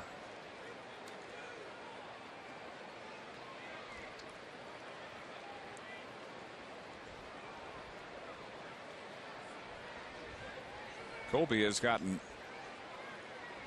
2 outs on strikeouts in each of the last 3 innings. And now the first 2 outs here in the 6th on strikeouts. 9 for the game. What a nice recovery from Colby. That's really impressive. After that second inning, come back and throw the ball this way. Probably Colby's last inning is at 103 pitches.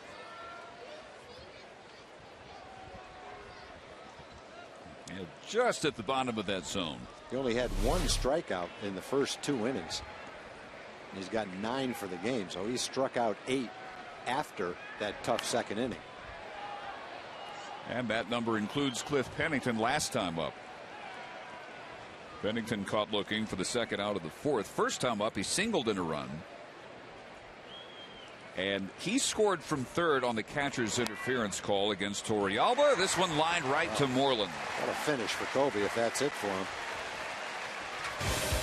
A 1-2-3 sixth inning for Lewis at 104 pitches in a 5-5 tie.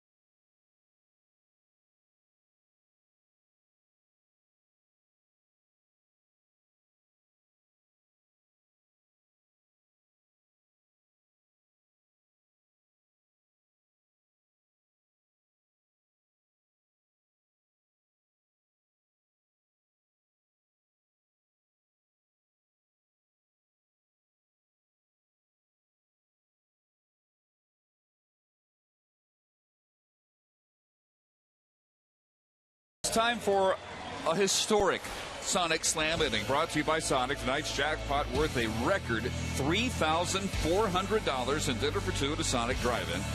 And tonight the Rangers are hitting for Cindy Blanchard from Mansfield. If a Ranger hits a grand slam during this inning, Cindy Blanchard from Mansfield will win $25,000. You can register at any participating Sonic restaurant. Moreland, Torrealba, and Chavez.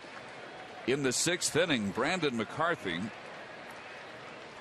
having given up two 4-run leads.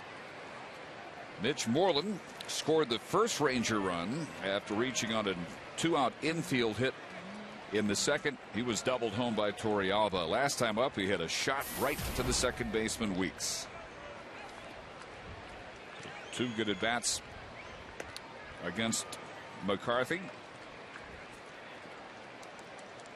Chris Carter has been replaced at first base by Connor Jackson. Bob Melvin probably not that impressed by his defense tonight, and that is just foul into the right field corner, 1-2.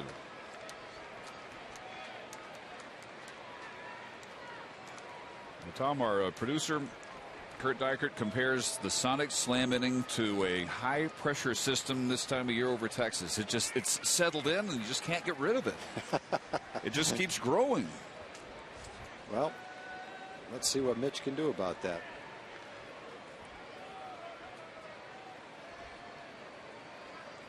And McCarthy not too sure what he wants to throw here to Mitch at 1-2. 21 pitches. Not that many in a 4-run fifth inning, which featured 5 base hits and an error. Moreland, the only Ranger not to bat in that inning.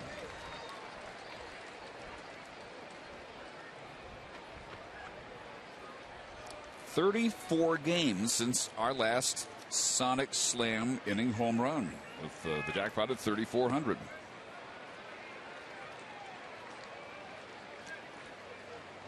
In that span, the Rangers have hit a total of 46 home runs, just none in the Sonic Slam that's inning. Just bad luck. None in the Rangers' sixth.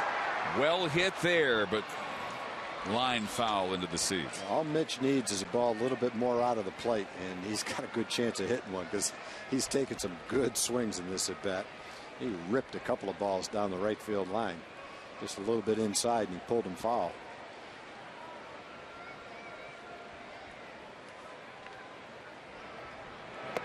Three and two. Really, Rangers started ripping pretty much everything McCarthy threw halfway through his second time in the order. Maybe a little before that. Hamilton doubled both times up. And then Cruz and Moreland both lined out in their second at bat. And then the runs started raining down.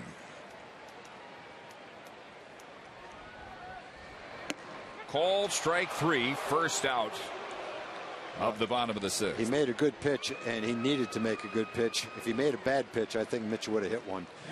But he fires this ball in the inside corner, and it comes back just a little bit to catch the inside corner. And Mitch thought that was going to stay inside, and came back and caught the corner. So nice pitch by Brandon McCarthy.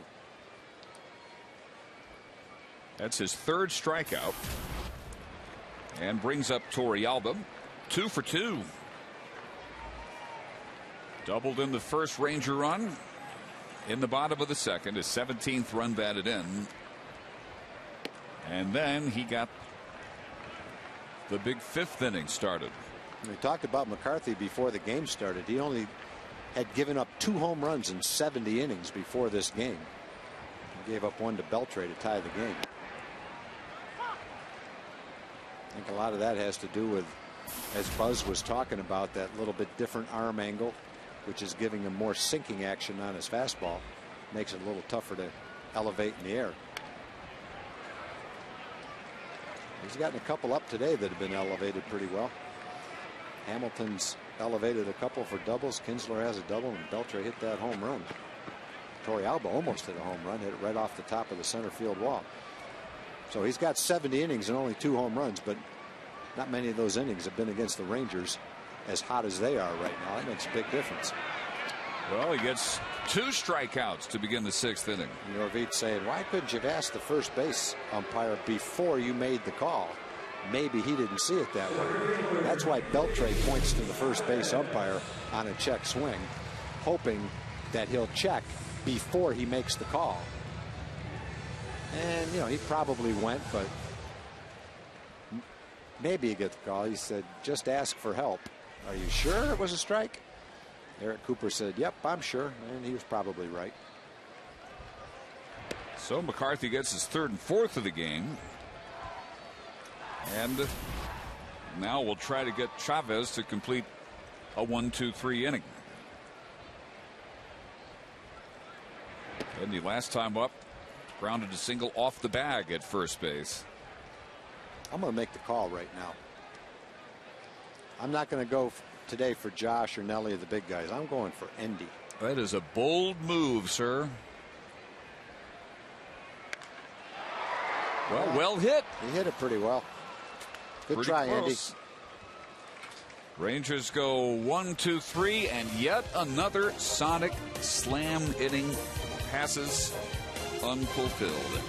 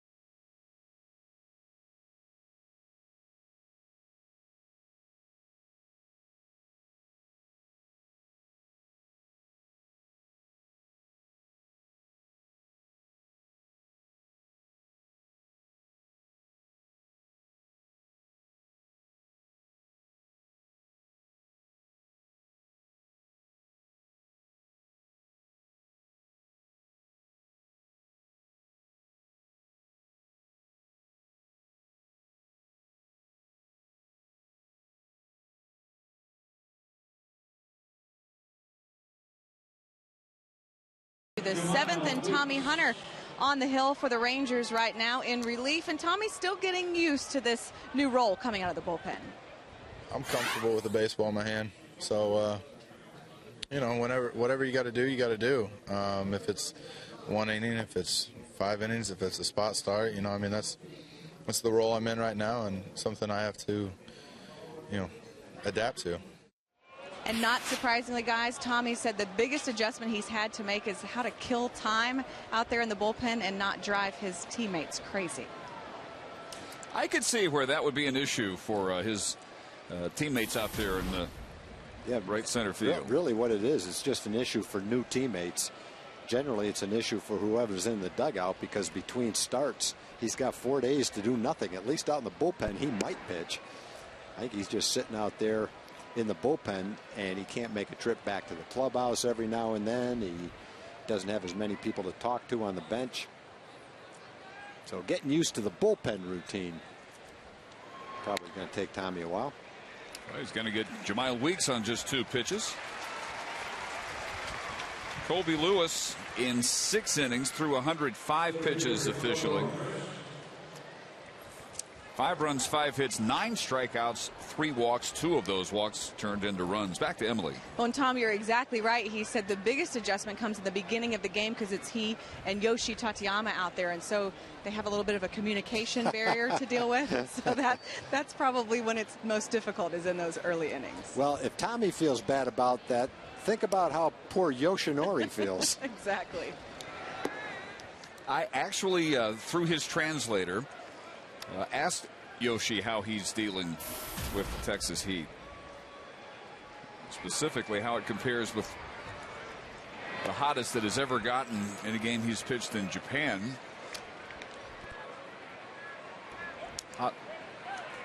His translator, Haji, and he says 92 degrees. He says it's actually gotten to as high as 92. And that ball well hit to right field off the bat of Coco Crisp, and a home run, and the A's have the lead back 6-5.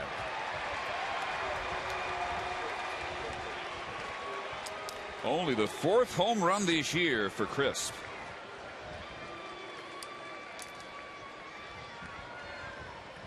And Tommy Hunter needed just 2 pitches to get the first out here in the 7th. Crisp only needed to see a couple to see one he really liked.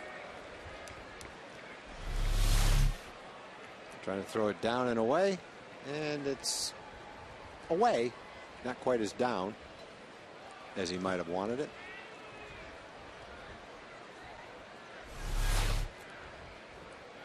That brings up Matsui. Looks at a curve for a strike. Matsui has struck out, reached on a catcher's interference error, and walked. And that walk with 1 out in the 5th inning produced at that time a run to make it 5-1. Rangers tied it in their half of the 5th, and now Crisp has untied it. But Matsui 0 for 2 tonight, 0 for his last 15. Dave, we have a happy birthday wish for Brenda Swanson, but I'm not going to say how old she is. Do you have any idea how old Brenda is? Well, I know the real number. Why don't we go with 29? 29, okay. Yeah. Happy 29th, Brenda. You have no idea how happy you just made her. 3 balls and a strike here. Hunter trying to get the 2nd out of the 7th inning. And action now in the Oakland bullpen with right-hander Joey Devine warming up. 3-2. Brings that cutter back to the outside corner. The cutter's become a pretty good pitch for Tommy, a pitch he likes to throw a lot.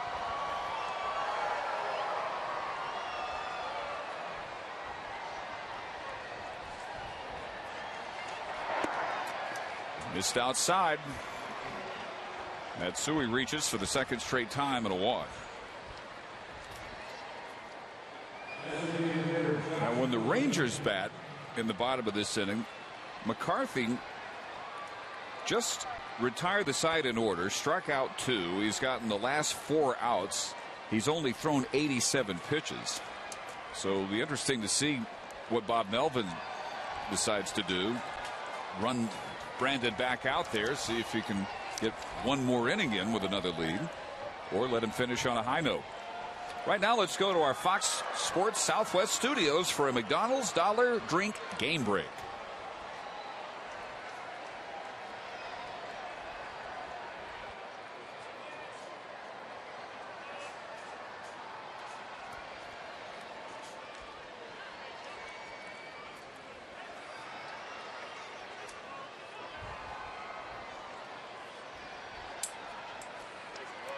All right, Tim, thank you. Tommy Hunter out of the University of Alabama now to face Josh Willingham out of the University of North Alabama as Darren Oliver begins to throw out the Ranger bullpen. Willingham's had a big night. He triggered their 4-run second with a leadoff home run. Ended it. Robbed on a one-hop shot to Andrews. And singled in his 3rd at bat back in the 5th. 4 for 11 in this series. And sends that one into the gap. Chavez is there. Hunter gets the second out.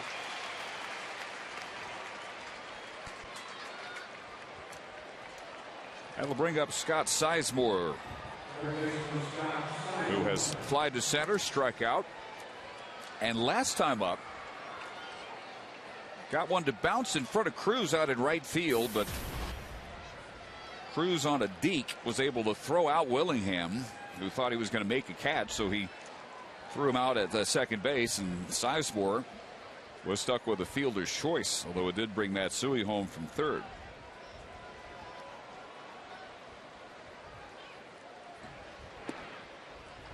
And the first pitch in there at the knees.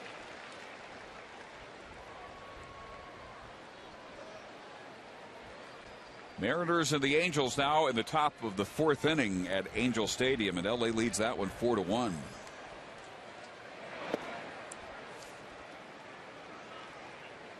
The American League West standings have looked the same all week. Rangers by game over the Angels.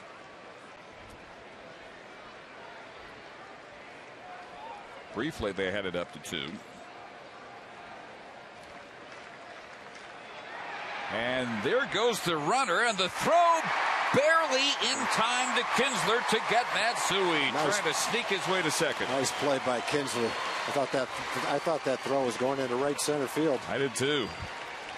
Well, instead it ended the inning, but the A's take the lead on the home run by Crisp, and it ends here with Matsui trying to catch Hunter and Kinsler napping.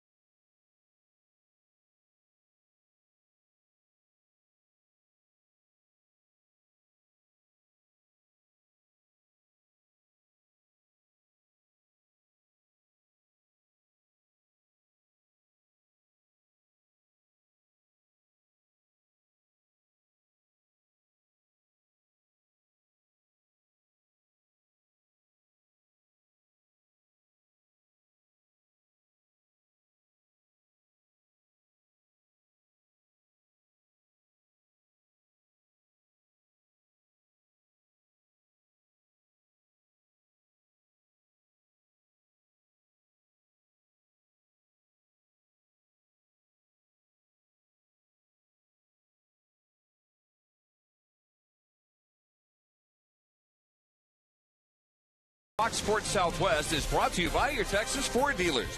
Check out the Ford F-150 and drive one. Ford is the best in Texas. And by Southwest Airlines' new Rapid Rewards, unlimited reward seats, and no blackout dates. Dave Barnett along with Tom Grieve. New pitcher on for the A's for the bottom of the 7th inning after Brandon McCarthy lasted 6, allowing 5 runs on 9 hits. He struck out 4, did not walk a batter, gave up only his 3rd homer of the year, and he gives way to right-hander Joey Devine. Joey Devine has a pretty interesting history. He was a closer at North Carolina State, #1 draft choice by the Braves, acquired by the A's, and then had a really nice season for them. And his first pitch skied to center field by Kinsler. Crisp is there. 1 quick out. Back in 2008, and then missed all of 2009, all of 2010 after arm surgery, Tommy John surgery. But he's back and throwing the ball well right now. One of those college closers, #1 draft choice, who got to the big leagues quickly. In fact, he got to the big leagues in his first minor league season for a taste of the big leagues. And he was outstanding at North Carolina State. All-America as a freshman and again as a sophomore, and he finished there as their all-time saves leader. But then ran into the arm difficulties. This year, pitching well. He is not allowed to run in his last 5 appearances, covering 4 1/3. After giving up 5 in his previous 9 outings, and he gives up a 1-out single here to Elvis Andrus. And Brandon McCarthy threw the ball well in the 6th inning, but remember, he's coming back from the disabled list. He had that injury to his shoulder, and so he's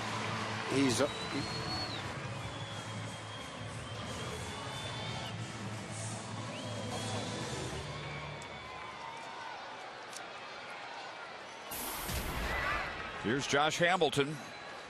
2 doubles and an RBI ground out.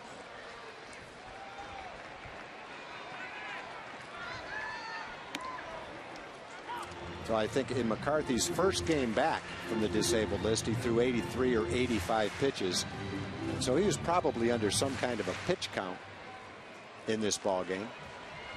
A guy with that kind of arm history, they don't want to push him too far, and he's throwing the ball well right now. And I think their goal and Brandon's goal is to stay healthy the rest of the season. And he got to finish on a high note. Definitely finished on a high note.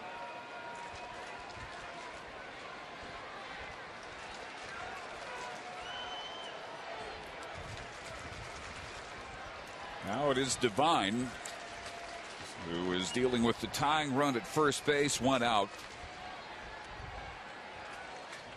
And 1 ball and 1 strike to Josh. Yeah, Elvis hasn't seen him. He's trying to gauge him as to whether he can get a good jump at first base.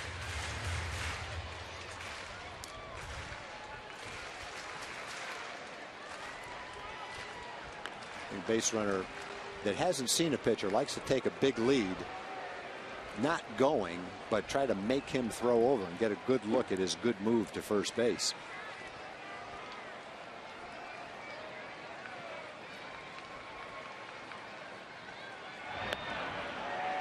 And another throw over. Meanwhile, Mark Lowe begins to throw out the Ranger bullpen.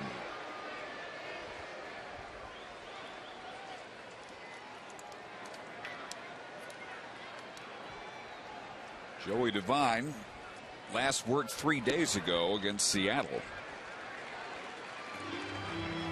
And now behind Hamilton, 2 balls and a strike. A's picked him up from the Braves in the Mark Kotsay trade, 2008. First round pick, 27th overall, Atlanta in the 05 draft. And a rocket, fair ball, pass first. Andrus around to third base. A 3-hit night for Josh Hamilton. That's the second bad break the Rangers have got on a shot hit down the right field line. If that ball goes into the corner, Elvis scores and Josh ends up at second. Bob Melvin's going to argue whether that ball was fair or foul, but it hits the wall down the right field line and bounces right straight back to DeJesus in right field. So Josh ends up getting a single on a ball that, if it goes into the corner, is at least a double, maybe a triple. And whatever it is, Elvis probably would have scored on that ball. Jeff Kellogg making the call there as he's trying to get out of the way of that shot. Well, it hit the chalk right in front of the bag. The chalk is obviously fair. You know, I got to think that's a fair ball. Only had another foot to go. So Bob Melvin's argument has been made and dismissed. And Adrian Beltre, who homered his last time up for the 18th time this year, will be the batter with the tying run 90 feet away. Go ahead run at first, and the A's at double play depth at second and short. Sizemore playing almost even with the bag at third.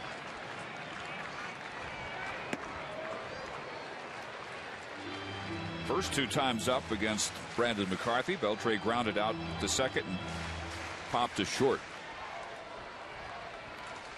But a 1-0 pitch in the fifth, he landed into the seats. That completed the Rangers' 4-run rally and tied the game. But another pop up here, handled by Jamal Weeks. And Devine gets a big second out here with runners on the corners. And now we'll try to get Michael Young. Our Ford leaderboard tonight, with the base hit by Andrus, Rangers now with 10 or more hits in a major league high 44 games this season, and 7 straight.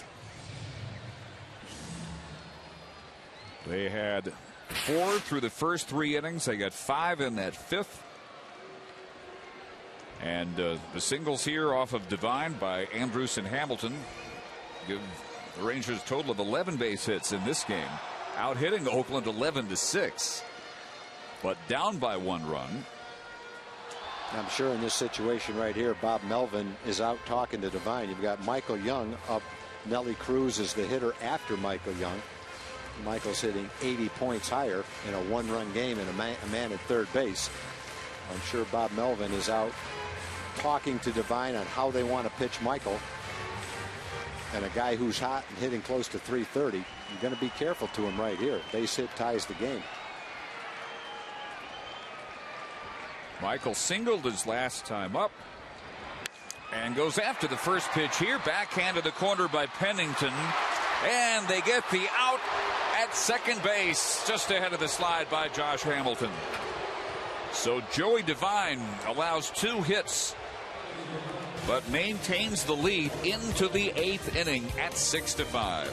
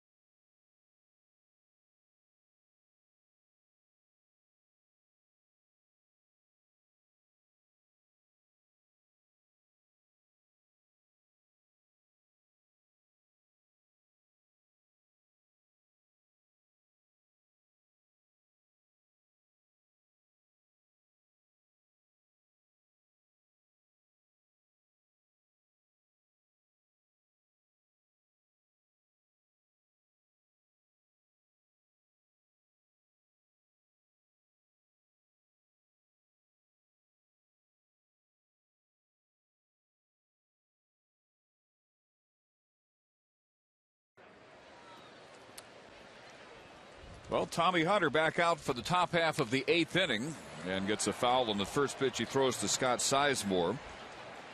Sizemore at bat when Matsui was thrown out trying to sneak a stolen base, and thrown out by Hunter to Kinsler covering the bag at second. Sizemore, then DeJesus and Jackson here in the Oakland 8th as they try to add to a 6-5 lead.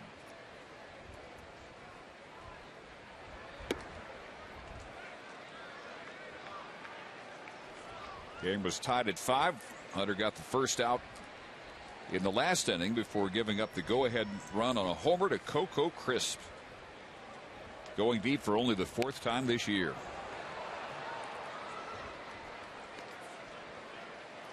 Two and two to Sizemore. And Tom, Joey Devine just made a huge pitch to get Michael Young to ground out with the tying run at third. Yeah, the biggest pitch he made was the 1-0 pitch to Adrian. First and third and 1 out. All Adrian's got to do is hit a sacrifice fly, but Devine ran that fastball in on his fist and jammed him.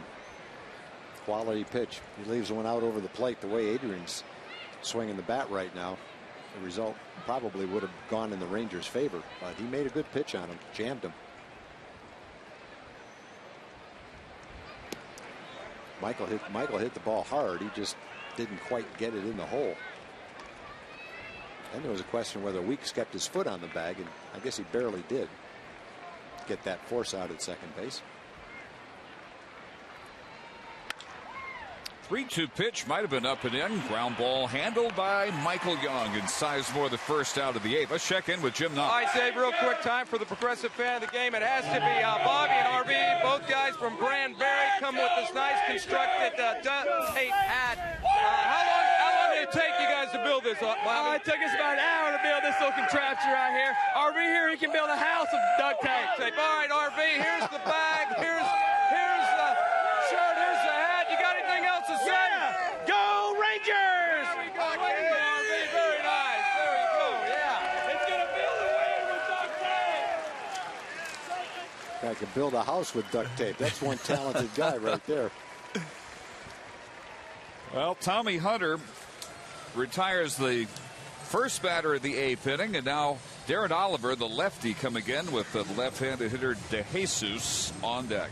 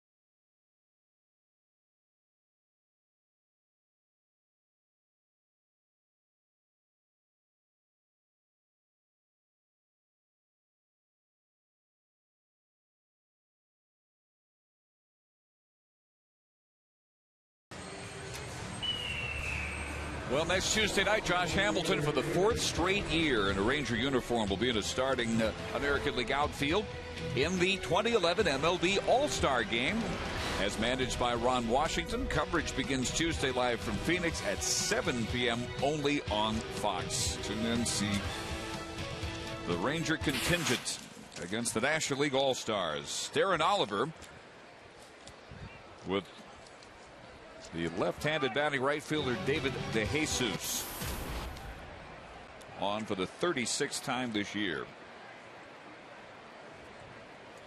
with his ERA at 2.30. And this is on a couple of breaking balls to DeJesus. First time up, he walked and scored in the 4-run Oakland second. He has also popped up and struck out.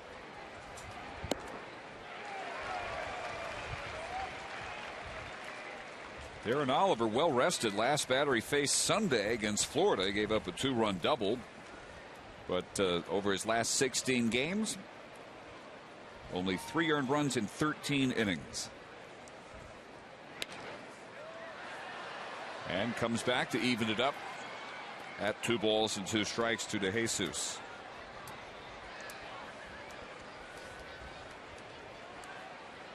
On deck is Connor Jackson, who replaced Carter at first base. Right-handed batter. After that, the switch hitting, Powell and Penning, actually 4 straight switch hitters at that point.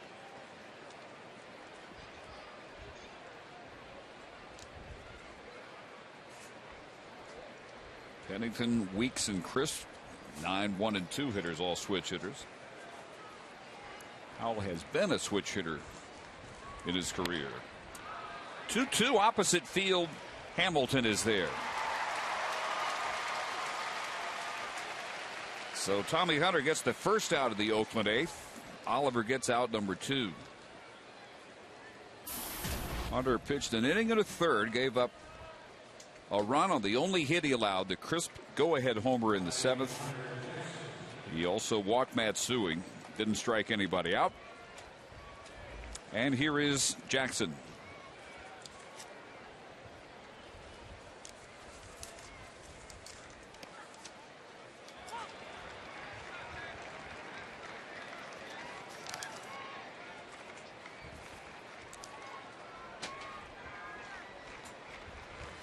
Jackson, one of the A's in a deep slump, and that describes most of their roster at the moment. He is 0 for his last 18.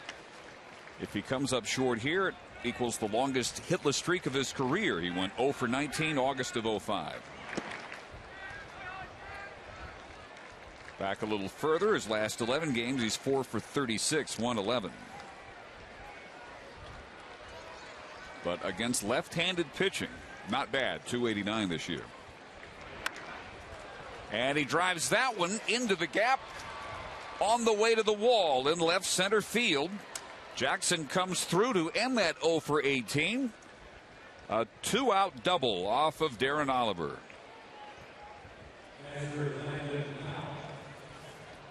And Landon Powell will be the batter, with a chance to make this a 2-run Oakland lead.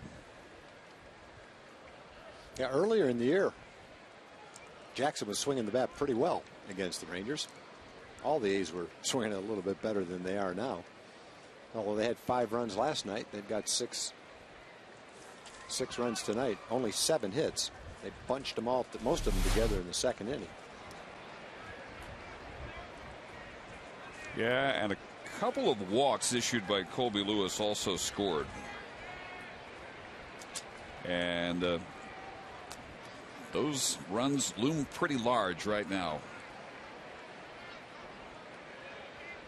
Landon Powell also scored after his first at bat, a single in the 2nd. Last 2 times up, Colby got him looking. 2 of his 9 strikeouts in 6 innings. But he walked DeJesus in the 2nd. He scored, and he walked Matsui in the 5th, and he also came around. High to shallow center field here, and it's Endy Chavez trotting in, and that does it for the Oakland 8th inning. Jackson ends his slump, but that's it. Cruz, Moreland, and Torrealba scheduled in the Ranger 8th.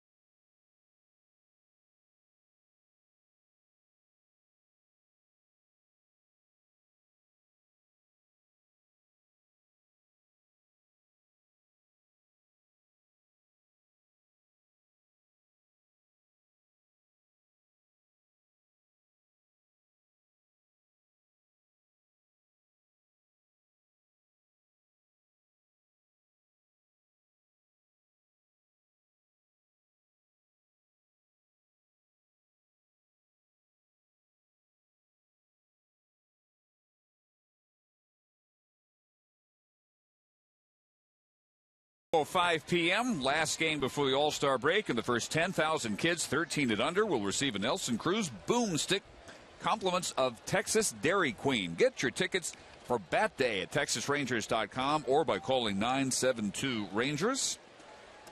And you can also help contribute to the Shannon Stone Fund, our Coors Light Freeze Cam for tonight. Scott Sizemore with a looper into short right field. Cruz able to convince Josh Willingham that he was going to make the catch, and so he was an easy 9-6 at second base. Sizemore with the RBI on a fielder's choice, as it turned out, not a base hit. And Grant Balfour, right-hander, on for the bottom of the 8th inning. He's been throwing the ball well for the A's. Opponent's batting average below 200, more than a strikeout per inning pitched.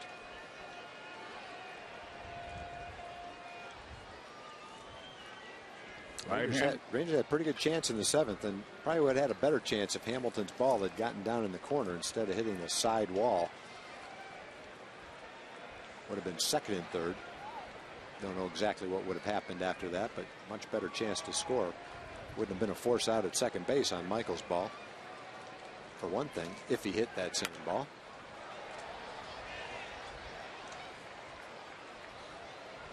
New left fielder Ryan Sweeney replacing Hideki Matsui out there. And Arthur Rhodes warming up in the Ranger bullpen.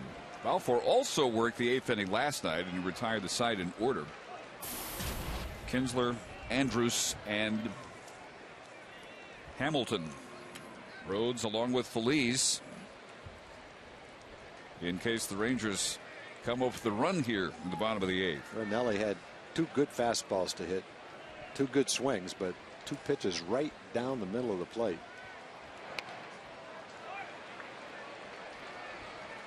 Not such a good pitch to hit there. It reached out and spoiled it. Still 0-2.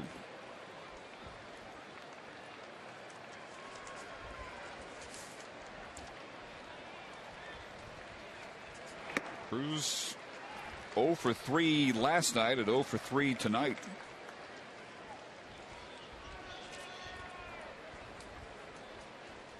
Balfour just back off the disabled list on Thursday.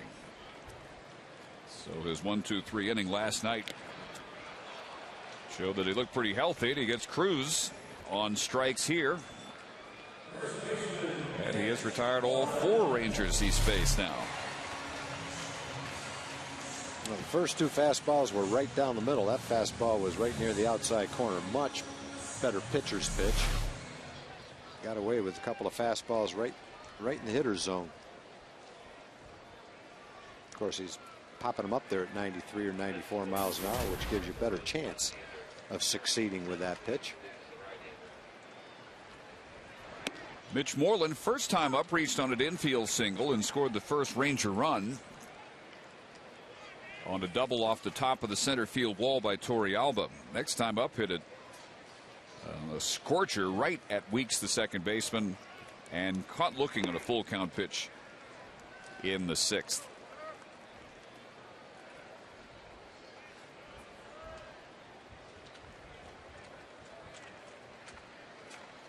Both teams with 4-run innings tonight. The A's got theirs in the 2nd. And the Rangers got theirs in the 5th, which made it 5-5. Overreaching into the crowd is Sizemore, and he comes up with it. Tim Timmons right on top of it to make the call for the 2nd out of the 8th inning.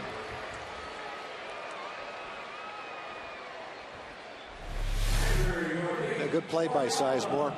That's a tough wall to run into. If he did anything to make it a little easier, it would have been get there a little quicker. He drifted toward it, which caused the crash, but he's able to catch it. Might have had a better chance from the Ranger point of view if the fan was a little closer to catching it. And one guy was going for it there. He had his hands up, but he was about 8 feet away from it. And with that, the A's now 4 outs away from a 1-run victory here. But it's been a big night for Torey Alba. He had that RBI double, almost a homer in the second. Started the 4-run fifth with an infield hit. And scored the first of those runs. Last time up he struck out. The last of 4 by the starter McCarthy. And a ball and 2 strikes.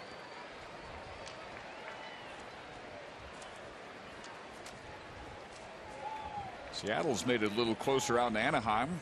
Down 4-0 after 3. They got a run in the 4th and 2 in the 5th. But the Angels have answered back in the bottom of the 5th with a run, still batting and leading 5-3. If that score holds and the Rangers can't rally here, then again there will be a first-place tie for the AL West lead with 1 game before the All-Star break.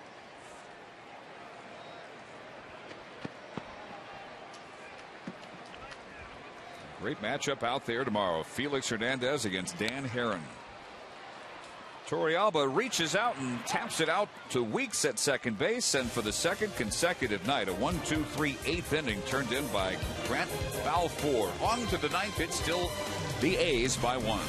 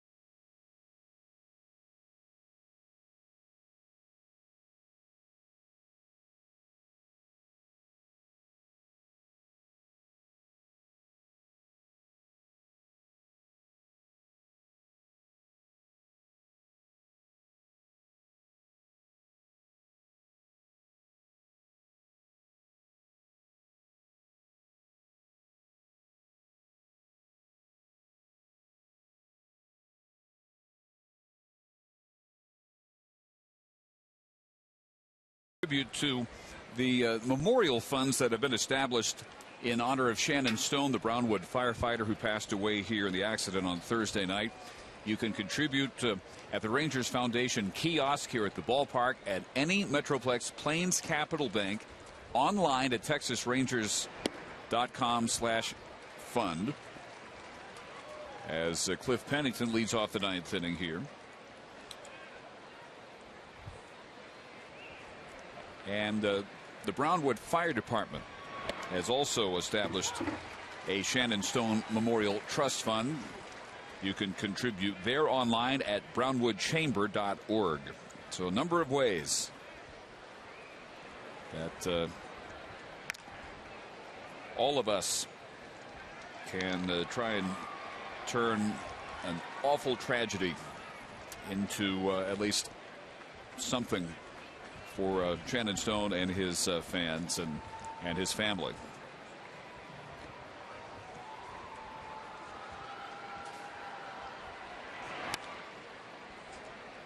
Oh, 0-2 pitch grounded foul by Pennington,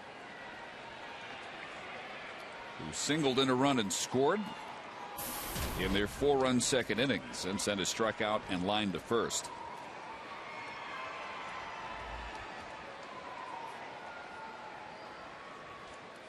Three straight switch hitters due up in the Oakland 9th inning. With the top of the order, Weeks And the number 2 hitter, Crisp, also scheduled up here against Oliver. Colby Lewis started, was outstanding except for the second inning when he threw 38 pitches, gave up 4 runs on 4 hits.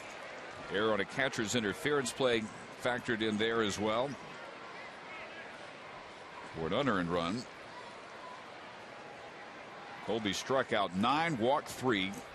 2 of those ended up scoring, and Pennington strikes out to begin the Oakland ninth. Baseball fans, Chevy is a proud sponsor of youth baseball leagues in your community, and if you'd like to learn more about Chevy youth baseball programs, go to youthsportswire.com.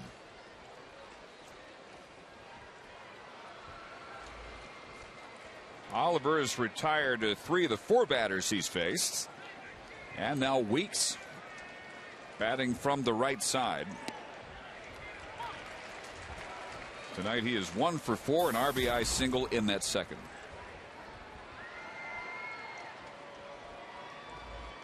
A's closer Andrew Bailey loosening up in their bullpen.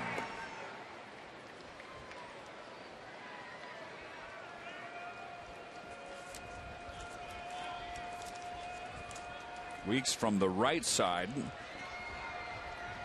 A 277 average. Came in tonight 303 from the left, and he bounces out to Moreland unassisted. And there are 2 gone in the top of the ninth.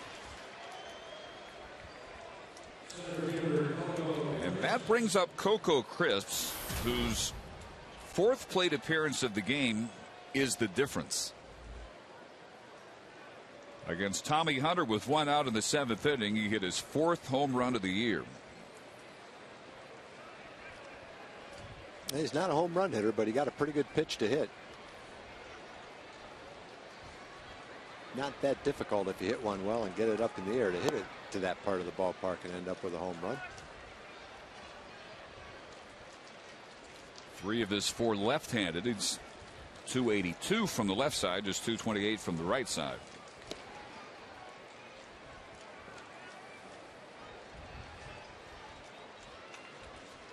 Two balls and no strikes here. Due up in the bottom of the ninth for the Rangers, Chavez, Kinsler, and Andrews. On appeal, Jeff Kellogg says he didn't go around at his 3-0.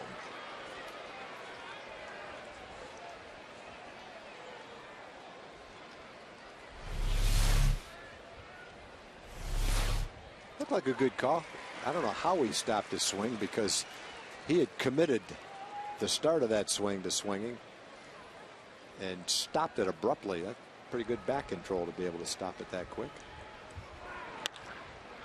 3-1 pitch, line drive left field, and Hamilton backs out for the catch. So the A's retired in order in their half of the ninth. Andrew Bailey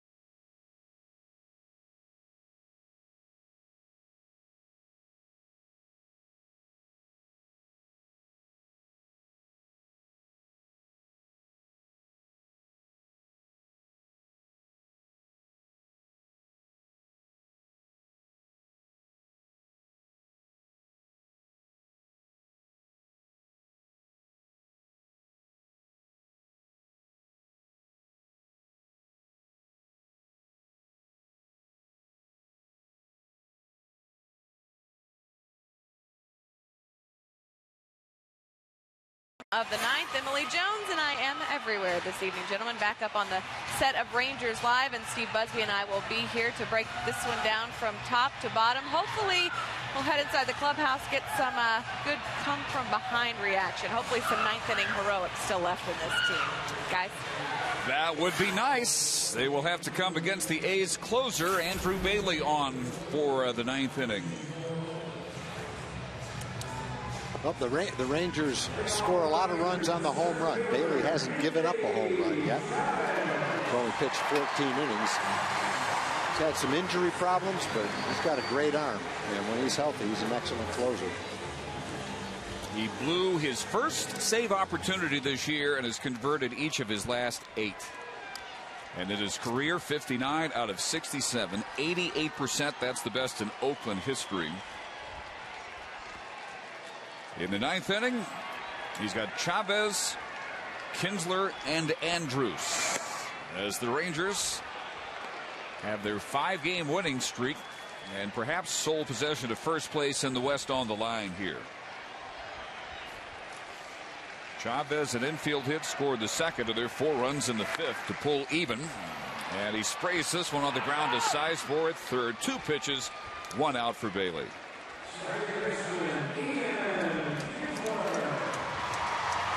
Ian Kinsler has hit it hard a number of times tonight. Only an RBI double and a run in the 5th to show for it. Everything else well hit to crisp out in center field. 8-game hitting streak now. And he has been hitting the long ball. 13 home runs.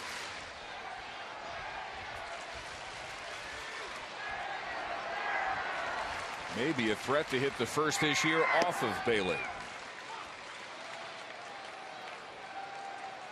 Yeah, I'd like to see a base runner so Josh could get another shot. He's had 3 hits, swinging the bat great tonight.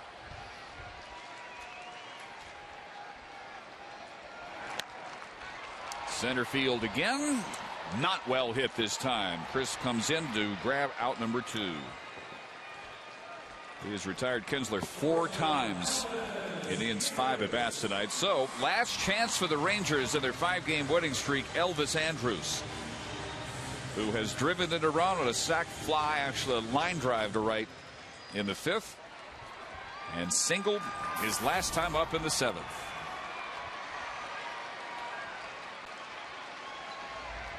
Angels, by the way, answered Seattle's 2-run 5th with 3 of their own, and it's now 7-3 LA in the top half of the 6th inning.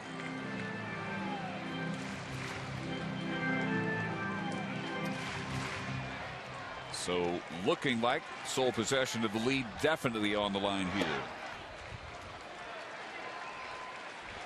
Bailey just missing outside at 94, 1-1 to Elvis. Only longer win streak for the Rangers. Their 6-0 start.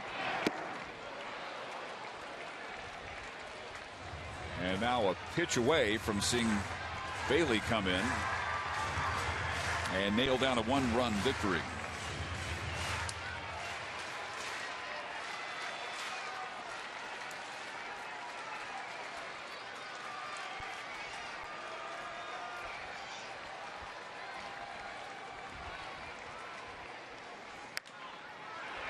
Right side, Weeks is there, scrambling back to the bag. Jackson, and the throw gets away. Boy, Jackson got hit hard, too. There's nothing Elvis could do. Jackson got right in his way trying to catch that ball. Probably got the wind knocked out of him. He went for the ball. That's why he didn't get back to the bag easily. Weeks fielded it. Jackson's trying to get back to the bag. Weeks flipped the ball, and the throw brought Jackson right into the runner. So Jackson takes a couple of steps. Now he's got a long way to go to get back to the bag. Really playing off the line with an opposite field hitter. What about this throw here by Weeks? In a one-run game. Yeah, the throw led him right into the runner. It's not much Jackson could do. He's got to try to catch the ball. A weak throw. Yeah, the throw didn't do him any favors. But in that situation, a lot of times you see the first baseman guarding the line to keep a double from going down the right field line.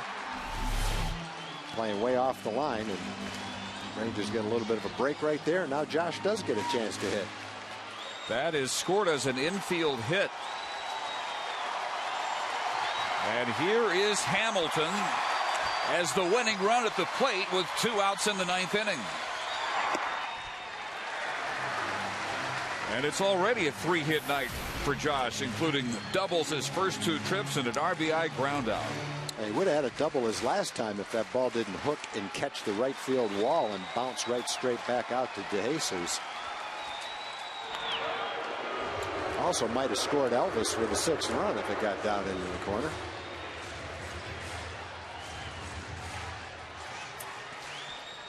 Hayes well aware, Elvis 26 stolen bases. 2-0 to Hamilton.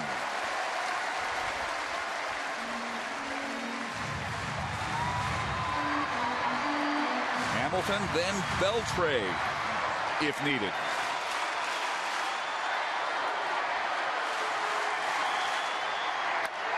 Well hit to right field, way back. Upper deck walk-off for Josh Hamilton, and the Rangers have won their 6th in a row.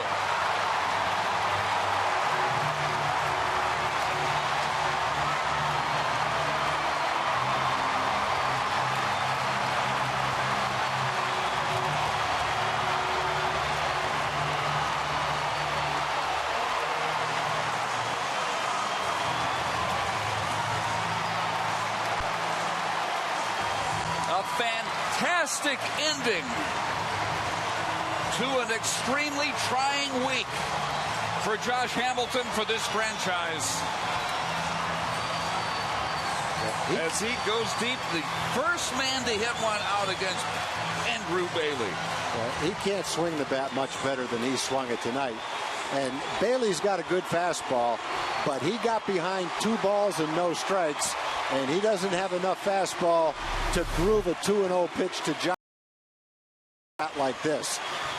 That ball was gone the second it hit his bat and got into the upper deck in a hurry. So 4 hits for Josh, a home run, a couple of doubles, and it seems like as we get to the All-Star break, last year's magic is starting to reappear again.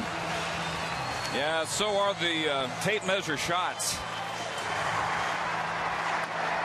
And there was never a doubt on this one. It was a race to the plate.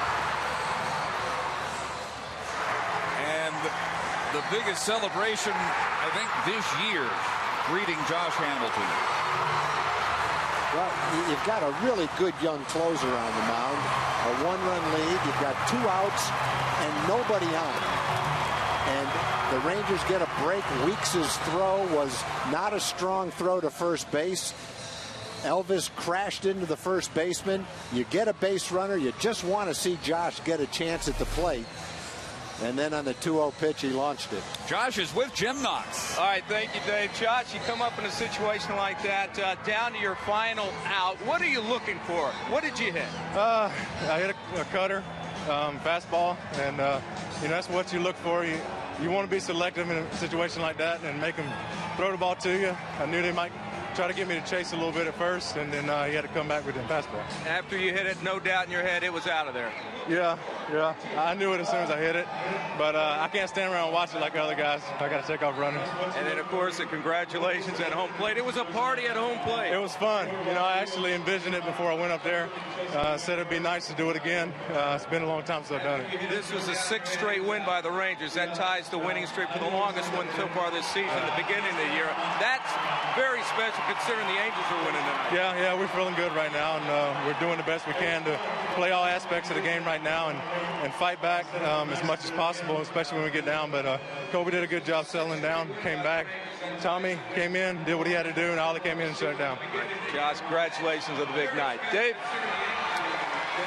Well, you talk about a week that has run the gamut of emotions for Josh Hamilton.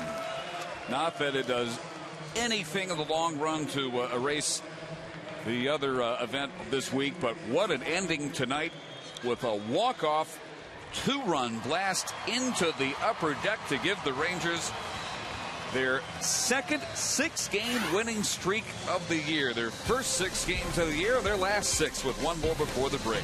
Texas Rangers baseball on Fox Sports Southwest is brought to you by Southwest Airlines. New Rapid Rewards, unlimited reward seats, and no blackout dates.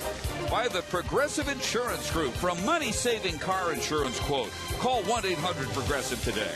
And by your Texas Ford dealers. Check out the Ford F-150 and drive one. Ford is the best in Texas. What a win.